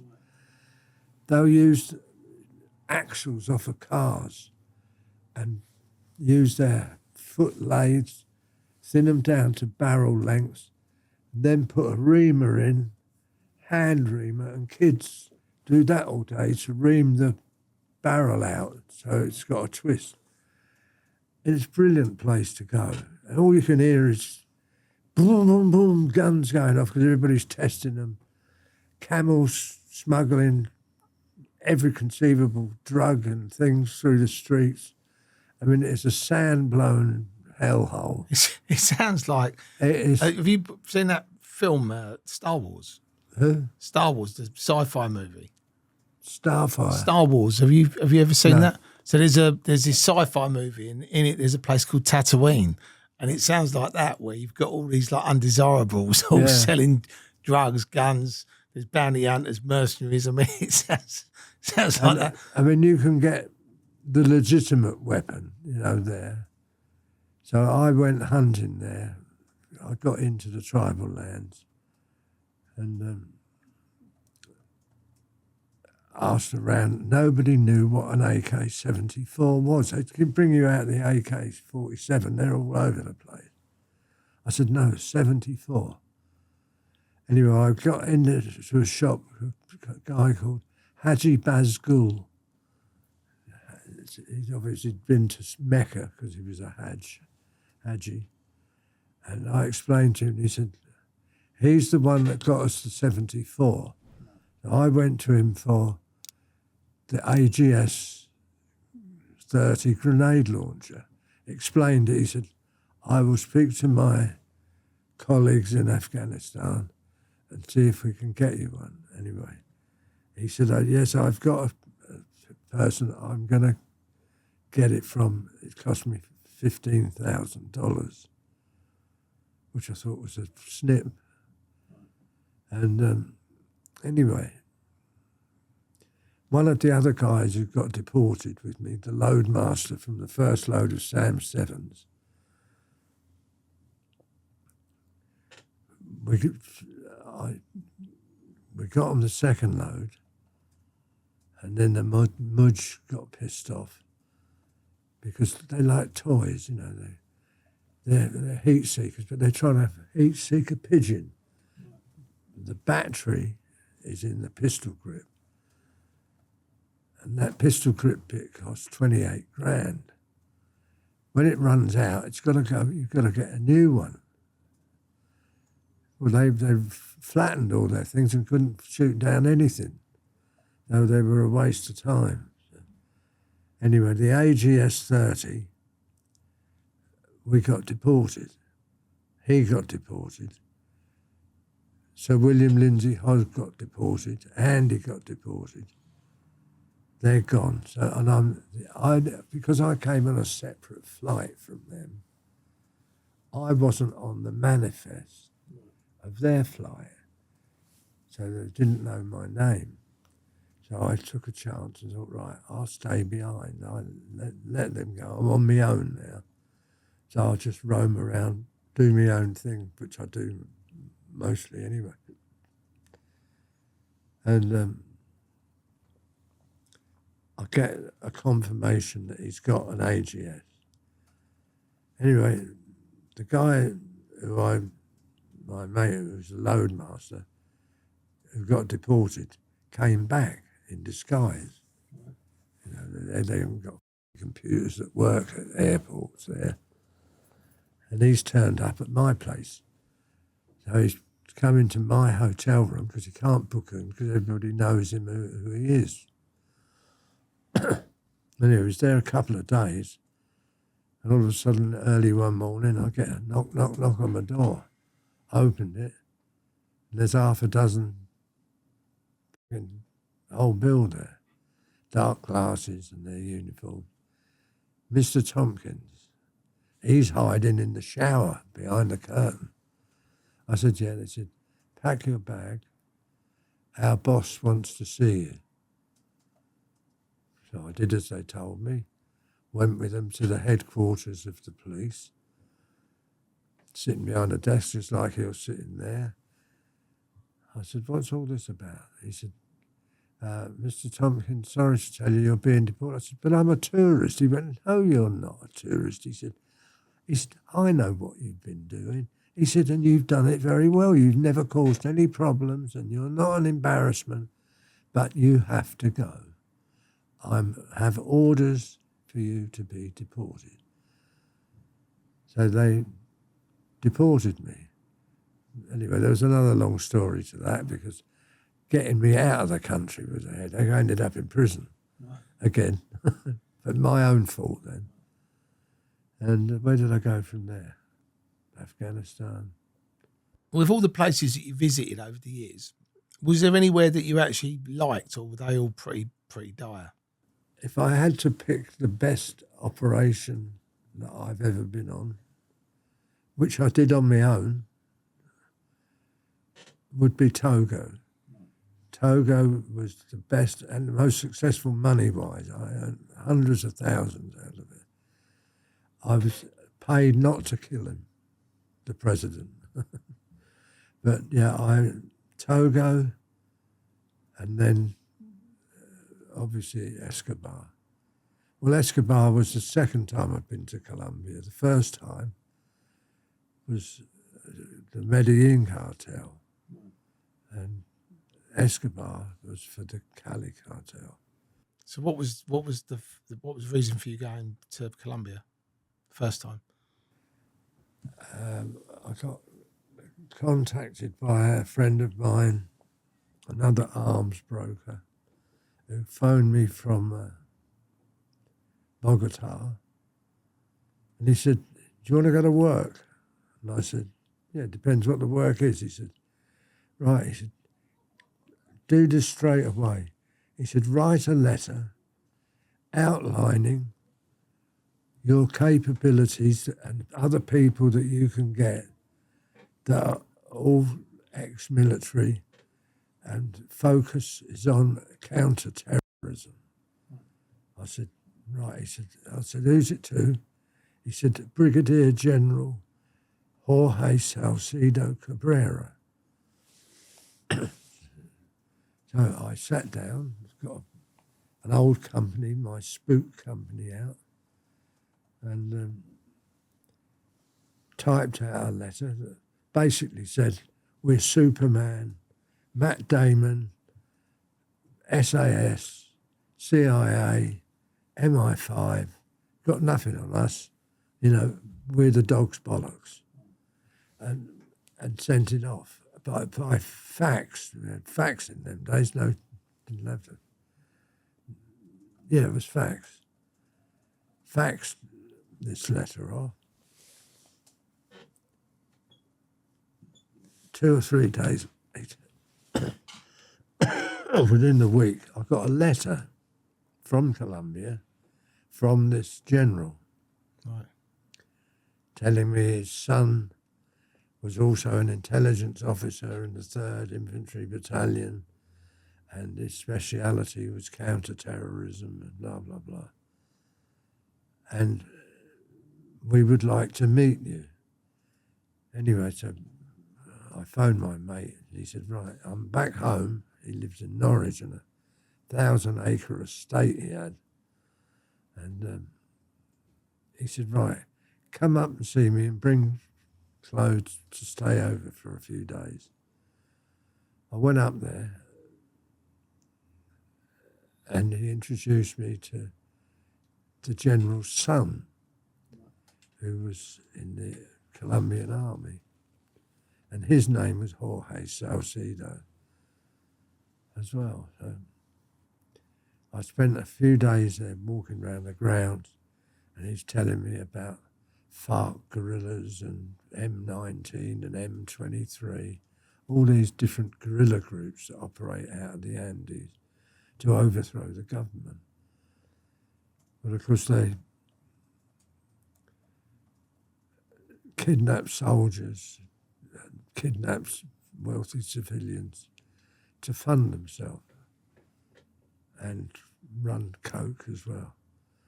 He said the military, and this has been going on for decades, he said the military are sick and tired of going out on patrol. If they don't get killed, they get kidnapped. Wounded get captured by FARC, and they're held to ransom for years and years on end in the jungle. And he said, "We never get them back."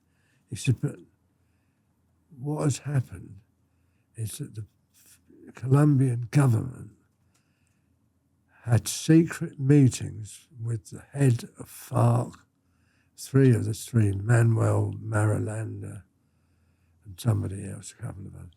They were sending their envoys, just like Trump sends his bloke over, to meet them, to discuss terms for a peace deal, a ceasefire and a peace deal. And they were meeting in a place in the Suma Paz, which is the highest point of the Andes, 14,000 foot up.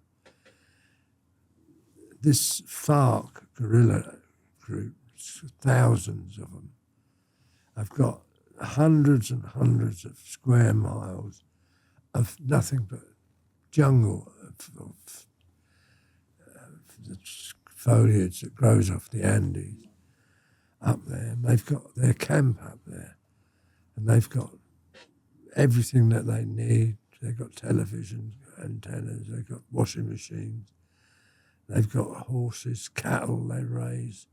They're self-sufficient virtually, but they need stuff. And every month, once a month, a mule train, about 100 mules long, with muleteers and armed guards, go to a little village at the bottom of the Andes called San Juan, and they order all their food stuff that they can't grow, and the mule train goes back up.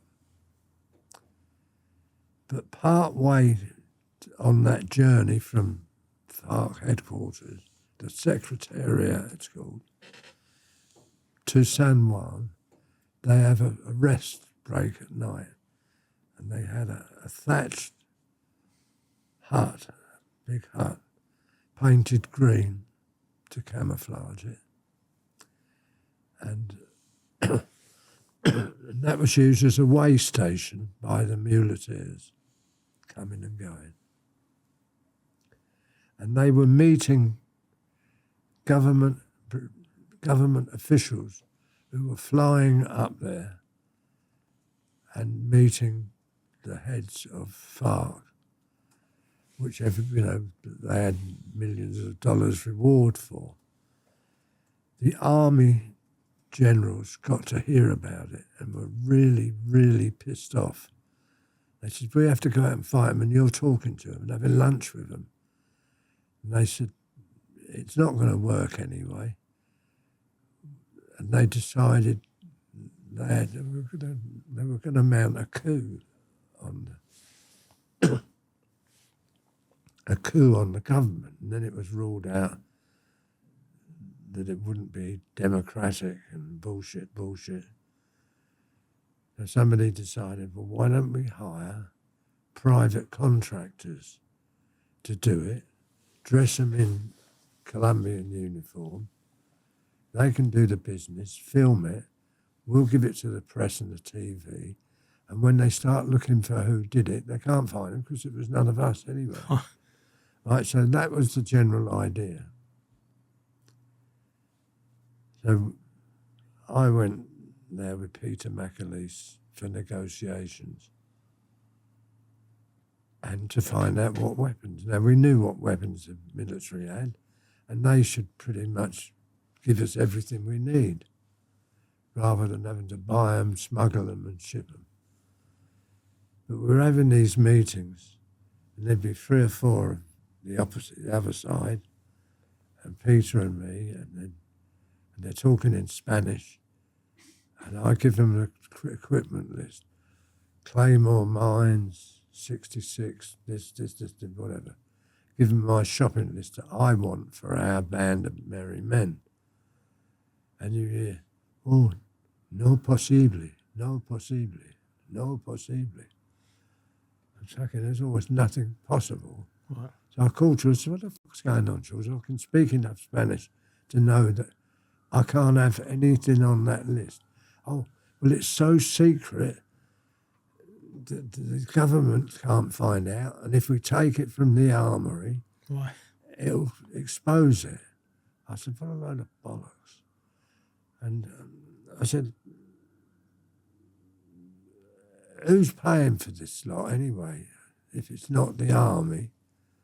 They said, oh, well, he's a private guy who hates the FARC because they rob his factories of coke. I said, well, who are we talking about? He said, his name's Gonzalo Rodriguez Gacha. He's known in Colombia as the Mexican. He's Pablo Escobar's partner. I said, oh, fucking lovely. So we're now working for the Medellin cartel. He said, well, you're not working for them, really. He's just going to pay the bills and the wages. Yeah, and here we go. Anyway, so we looked for decided, well, I'll take his money. It probably ain't going to happen anyway, knowing that it's... So we ended up recruiting our guys, bringing them in. And we were based down at Puerto Vallarta, which is another little spaghetti western town. Right. Chickens and goats running around the streets, and we were living at a Palagua. It's a tributary of the Magdalena River, which is a big river. And it's enormous lake, I mean, fucking huge. And in the middle of it is like a small island, a couple of acres, with a pig and a chicken and a nice house on it, 8 bedrooms, and a bar and a barbecue area. Business there, but to get there we had to get a fucking boat. Right. So we ended up working for a company called Actigam, which is a association of campesinos, cattlemen's association, run by Henry Perez, and he was our underboss of Gacha. So we mucked about there. It was terrible to train. We couldn't fire weapons much because there's other people, natives living in huts along the river banks. So we had to move. We moved 3 times, actually. We went to Camp 50 War School, what they called it, where they trained.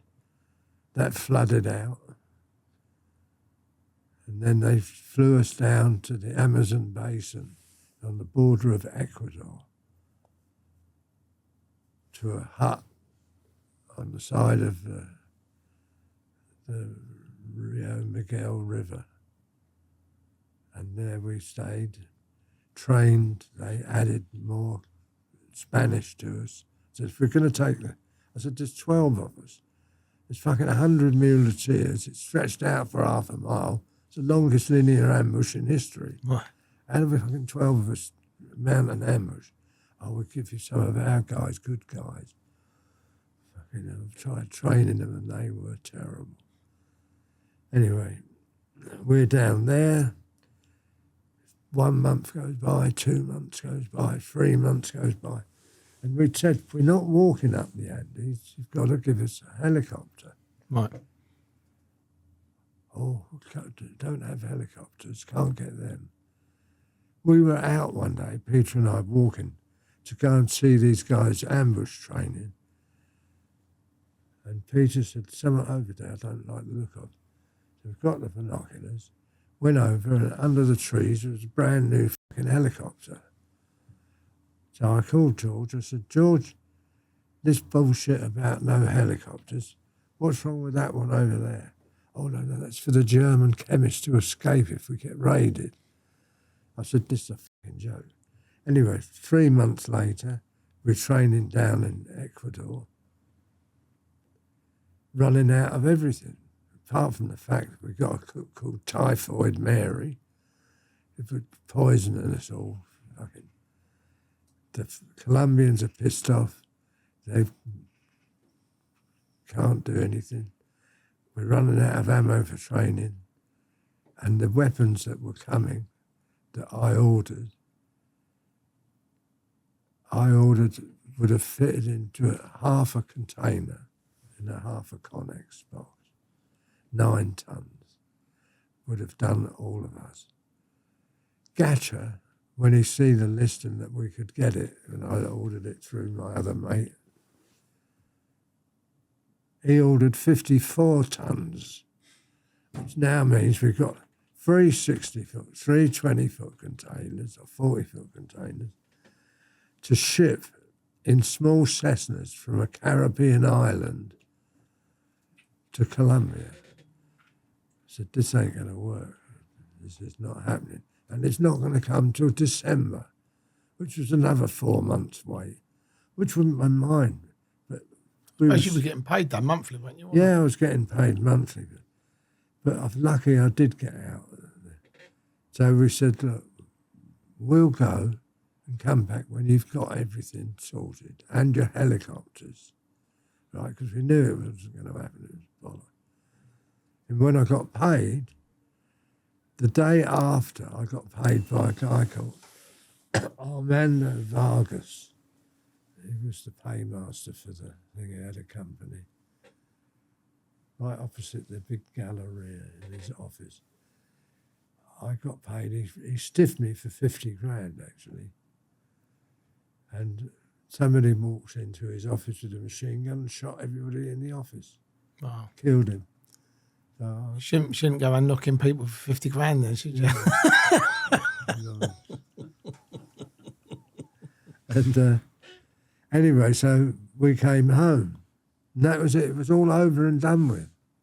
That was the Medellin side finished. There was a lot more to it than that, but You've got to read the book, right? you got to read the book. Dirty Combat. Yeah. There'll be a link in the description below. So so it's over, done with, finished. A nice trip. And now what we're going to do now, everybody's gone back to doing what they do. Different war zones or not. Then I get a call a year later. I think I did Togo before that, I'm not sure. Anyway, I get a phone call from Jorge Salcido, not the general, the son, who was our liaison officer between the cartel and us. Right. He said, do you want to come back to work? I said, who for? He said, no, different this time. I said, right, come here and tell me. While we were on the previous one, there was another soldier from the battalion joined us. He was a major, Mario Ospina. So he said, right, meet me at Heathrow and give us a flight number. So he and Mario turned up at Heathrow. So I booked him into the Baker Street. Who was the detective in Baker Street? Sherlock Holmes. Huh? Sherlock Holmes. Sherlock Holmes Hotel in Baker Street. So I got in there and said hello. And said, right, what's the score? Right. He said, would you like to come and work and protect a family in Cali, which I knew nothing about Cali? And I said, well, who are they? He said, they're businessmen. I said, George, let's cut the crap. Businessmen or businessmen with a big question mark? He said, no. He said, they've got 300 supermarkets. They own a bank. They own car dealerships. They own the local football team. They own just about all of Cali. I said, well, why do they need protecting? He said, well, their shops, but their supermarkets are getting bombed and staff killed by Pablo Escobar. Which, in truth, we didn't know much about Pablo Escobar. He was just a name. We didn't read anything or didn't hear anything about him over there. Just sold loads of gear, didn't he? He was well known for selling loads of gear, wasn't he? And I said, all right, well, I'll come out for the negotiations with them and see what the score is. So I flew with Peter McAleese, Dean Shelley, Alex Lennox. I thought, well, I'll take a couple of guys and say, this is what the sort of guy you're going to get for your money. You know, like brick shit houses. And fucking will kill anything that you want them to kill. Your wife, your mother, your dog, or your goldfish. Right. And so we went out there. George met us at the airport, got us through all the rigmarole, didn't even have to go through customs. So we knew he had some clout, George did. So We got out to this tower block apartments, a Good Life apartments. He said, right, you're staying here. Took us up, fucking beautiful apartment, full of Capo de Monte china, the Last Supper and all that. Right. A bar, 6 or 7 bedrooms, and each floor. So the only way into it is by elevator. And he says, you're the only people in here. Nobody else. There's nobody on any floor. You've got the lot. It's all yours. Wow. So that following day, we were taken to a private sports ground, running tracks, swimming pool, badminton, tennis court, in a town called Hamundi. And sitting round by the pool, under this covered gazebo type thing, were 4 guys. That was Gilberto Rodriguez, Miguel Angel Rodriguez, Pacho Herrera, and Chepi Londoño. They were the 4 cartel bosses of the Cali cartel. Because now George has now told me, of course, that they might have the odd finger in the coke business. Yeah, like fine. They were second only to fucking Pablo. So we had lunch there with them, and Dean and Alex went off swimming, and I got down to my sales pitch, which was, right, what is it you want and what can I give you? So they told me they want Pablo. Can you kill Pablo Escobar for us? I said, do you know where he is now? No. I said, do you think you can find him? Yes. We will tell you where he is. I said, because we know nothing about Colombia. We don't know nothing about him, so we don't know where he lives, what he does. We give you everything on him that we've got. And they said, he's got to go. We have to kill him. Anyway, so I told them my price, X a month, 3 months in advance. If it takes 1 day, you've done your money, you don't get any refunds, all expenses, all equipment, full board and lodging, whatever. We don't spend a penny. You know, when you quote for a job like that, I take it because Pablo was obviously a significant crime figure, that the fee was quite high. It wasn't high enough in retrospect. Right. But, yeah, it was a lot of money. And I said to him, right, they were going to give me the money the next day for the next 3 months for 12 guys. Right, so it was hundreds of thousands. And I said, what equipment have you got? And they said, we've got some. And they brought out, there was nobody else that you could see in this. There wasn't anybody swimming or playing tennis. Right. But the big steel gates opened and you couldn't see through them. A 3-ton Bedford came in, full of police. They'd come for lunch at the expense of, and you couldn't see anybody in the outbuildings, but it was full of gunmen, their protection. And anyway, they came out with a Barrett 50 caliber rifle, some night vision goggles, some pistols or Desert Eagle. So Dean and I were all looking at it again. I hope this is it. They've got more than this. And they said, you just tell us what you want and we will get it. And they were streets in front of the Medellin cartel and organisation. So I went to work for the Cali cartel. We said, we need a helicopter. How many? 3. 3 came.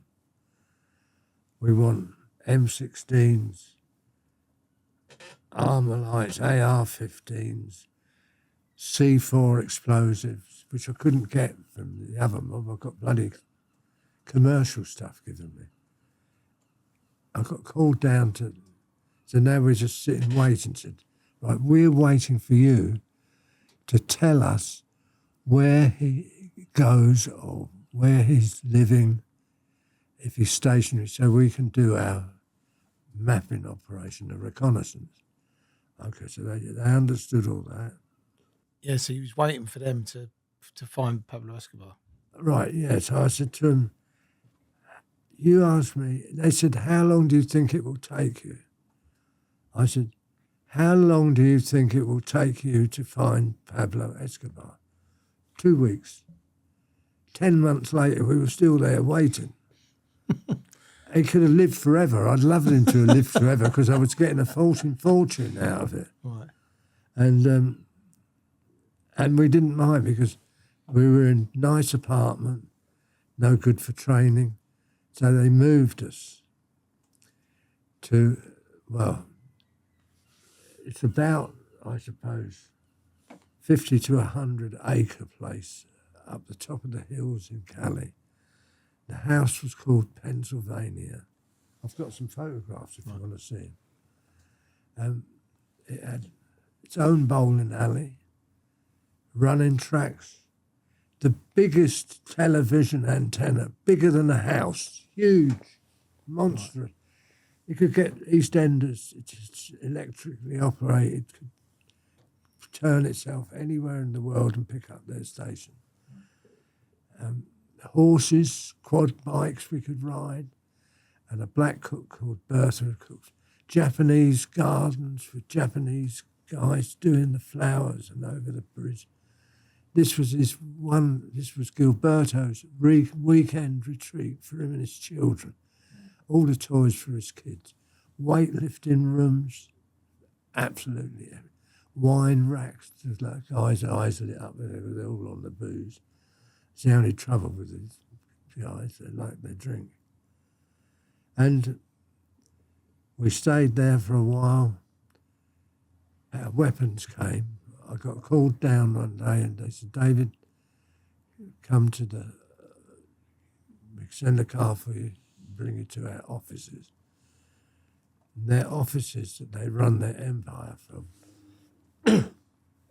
was in a district called Ciudad Jardín, Garden City.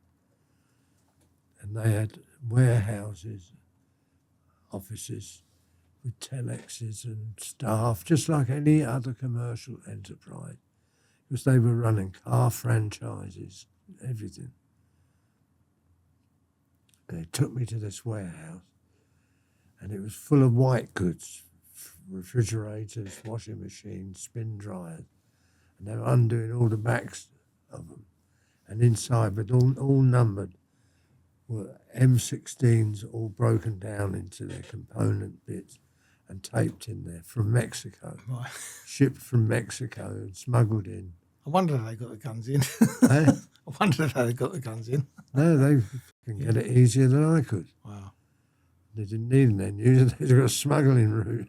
And did you get an actual location for him? And No, they couldn't get one. right. I mean, I came back over here. I mean, we could listen in on some of their frequencies. They've all got code numbers rather than the names. Like the Mexican was 007 of all things. Right. So we could hear the chatter, but we couldn't speak fluent Spanish. So I came back and I got a Roden Schwartz, that's the German search stuff they used in the war to find our radio operators. So I bought a Roden Schwartz direction finder, which was quite funny because the customs loved me for that. And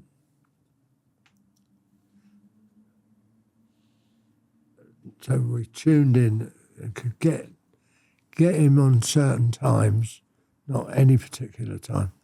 Somebody say, Escobar. Right.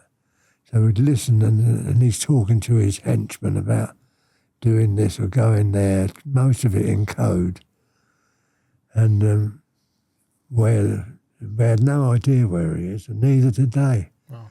So what we said was, in the end, we'd already done an overflight over Hacienda Napoles, which he never used to go to. Right. He'd go if there was a family wedding or he wanted to meet some diplomat from somewhere. He would take him there because it was his jewel in the crown. Right. We had hippos, elephants, and everything there, giraffes. But he knew it was risky for him to be there because the military and the police had raided it several times. It had its own runway. Right. It was harder for him to escape or hide. So he would only go there on certain occasions when it suited him. He had places everywhere. I suppose if he probably knew that, I mean, the American authorities wanted him, the Cali cartel wanted him. He was probably the most wanted man, wasn't he? So. Yeah, when he was FBI, $10 million with a crosshairs on him in the 10 most wanted. And, so you could have killed him and then gone to the FBI, gone, I've come and collect my thing. Yeah, that's where they're slippery, mate. Right. And after that, I mean, was there sort of like a natural end to what you were doing? Did you sort of decide to sort of come out of the actual operational side and do more on the sort of management side, or? No. I'm not sure where I went after Colombia. It might have been my... Yeah, it was my retirement. I came out. But things had changed then. I wanted to go back into the arms business. But when I was working in the 70s, 60s, 70s, 80s, 90s, I was a broker. I could do what I wanted when I wanted. Go to exhibitions, place orders for equipment. Nowadays, the government twigged on, the British government, and you have to have a license to be an arms broker, even though you're not manufacturing it or selling it, to be in the middle of a deal. They want the tax money, they want your money. Because they know brokers earn a lot of money. I mean, Khashoggi was a broker. But everything changed, and politics got involved in the business. I got involved with the Iranians, and was that the Shah, or was that the Shah or the Ayatollah? No, this was the mob that's in now. Right, the Ayatollahs, yeah. I mean, Queen's Gate, their embassy's at. I used to go in there and see. Because they were at war with Iran-Iraq war, and I was supplying to Iran, the Iranians and Iraqis were not allowed to have an officer in their embassy that was to do in a Ministry of Defence ambassador or defence attaché, not allowed, because he's not supposed to be doing any military business. But I mean, it was the first time I ever went to Iraq. I got invited to meet this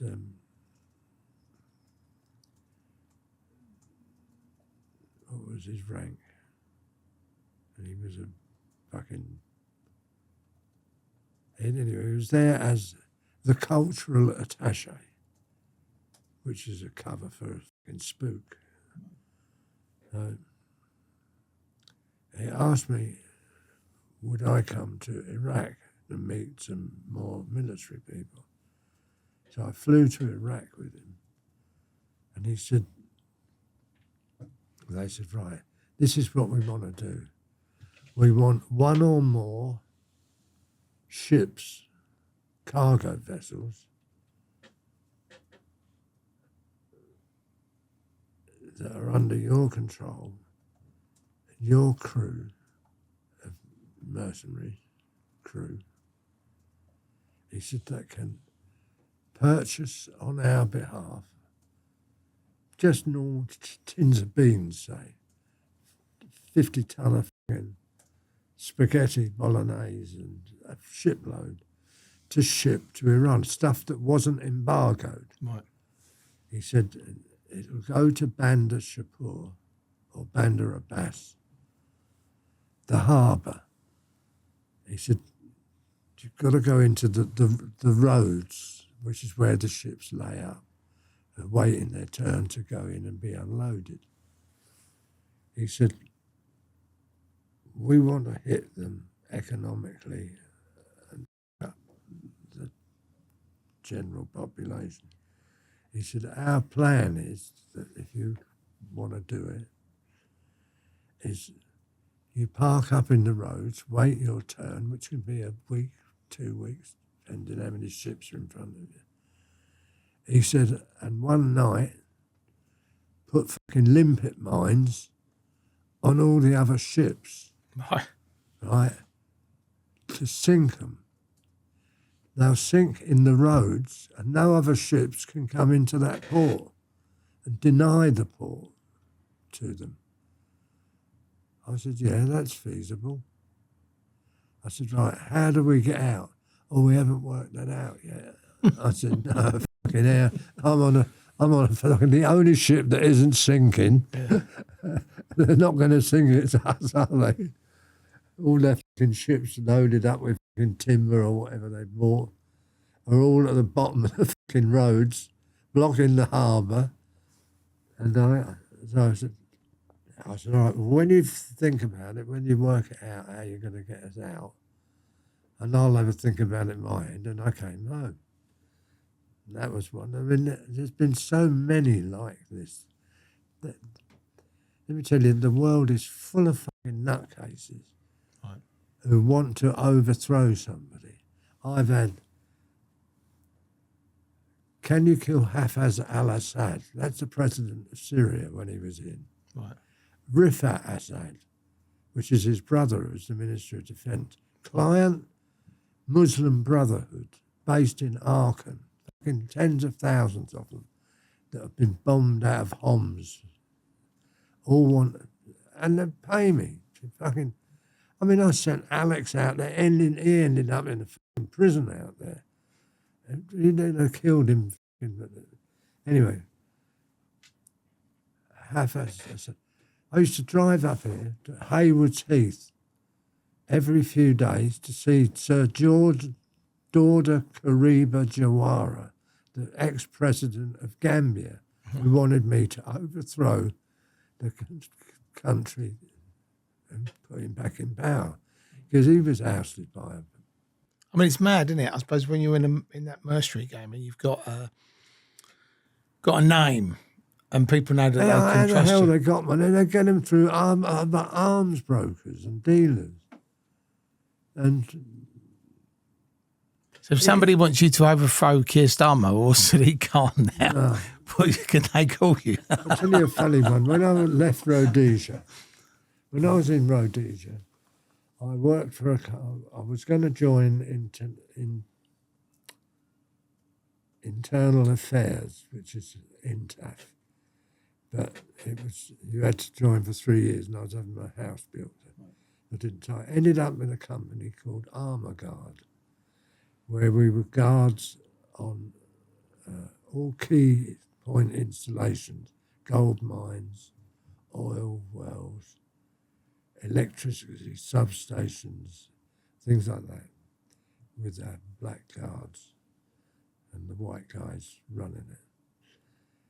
The boss of that company was a guy called Dave Saddington. When I left, I finally finished and Rhodesia collapsed, I came home, and some months later I get a call from this Dave Saddington.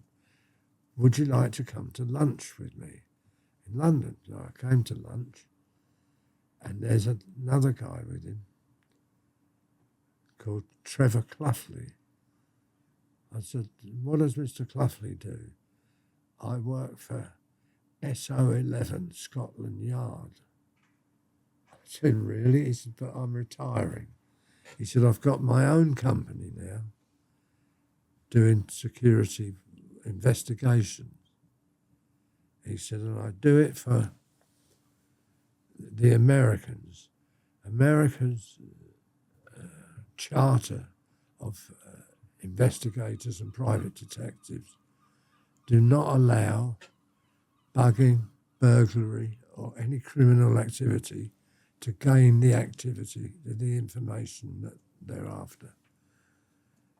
I said, oh, that's interesting. He said, do you want to do some work for me? He said, you can be the burglar, and I'll sell the information if you get it. And the first thing I ever did, I had a locksmith, a really good one.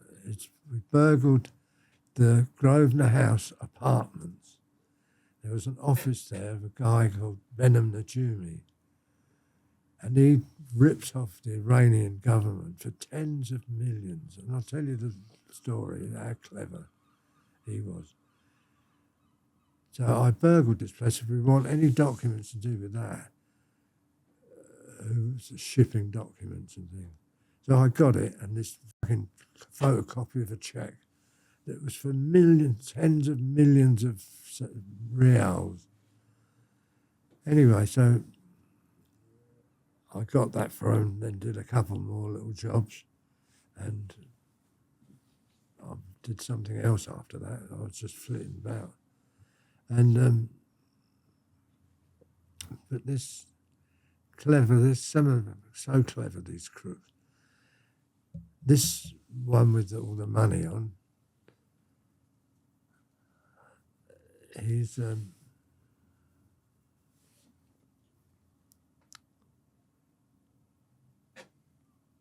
he got an order because he was an Iranian. He was an ex-SAVAK officer. That's the Shah of Iran's secret police. And he was an evil little bastard. And he wanted me to kill somebody, but that was another story. But anyway, he still had connections, obviously, in Iran. He bid for a consignment of grain, to make flour with. And he underbid everybody, and he got this order to ship hundreds of thousands of tons of grain loose in the hold of a bulk carrier. And he had a ship skipper. No, that was a different story, another story. I got mixed up. It was another scam of his. Anyway, his scam was right. He sent the ship off, that ship loaded with grain somewhere in America, and the ship has gone to Bandar Shapur, right, to unload. The cunning part was, it was the world's biggest bulk carrier. Its draft was so deep, it couldn't get in the port, and they didn't have a berth big enough to house it, and it had to house a mile or two out to sea and be unloaded, where instead of going under them suckers that suck it all up in 2 days,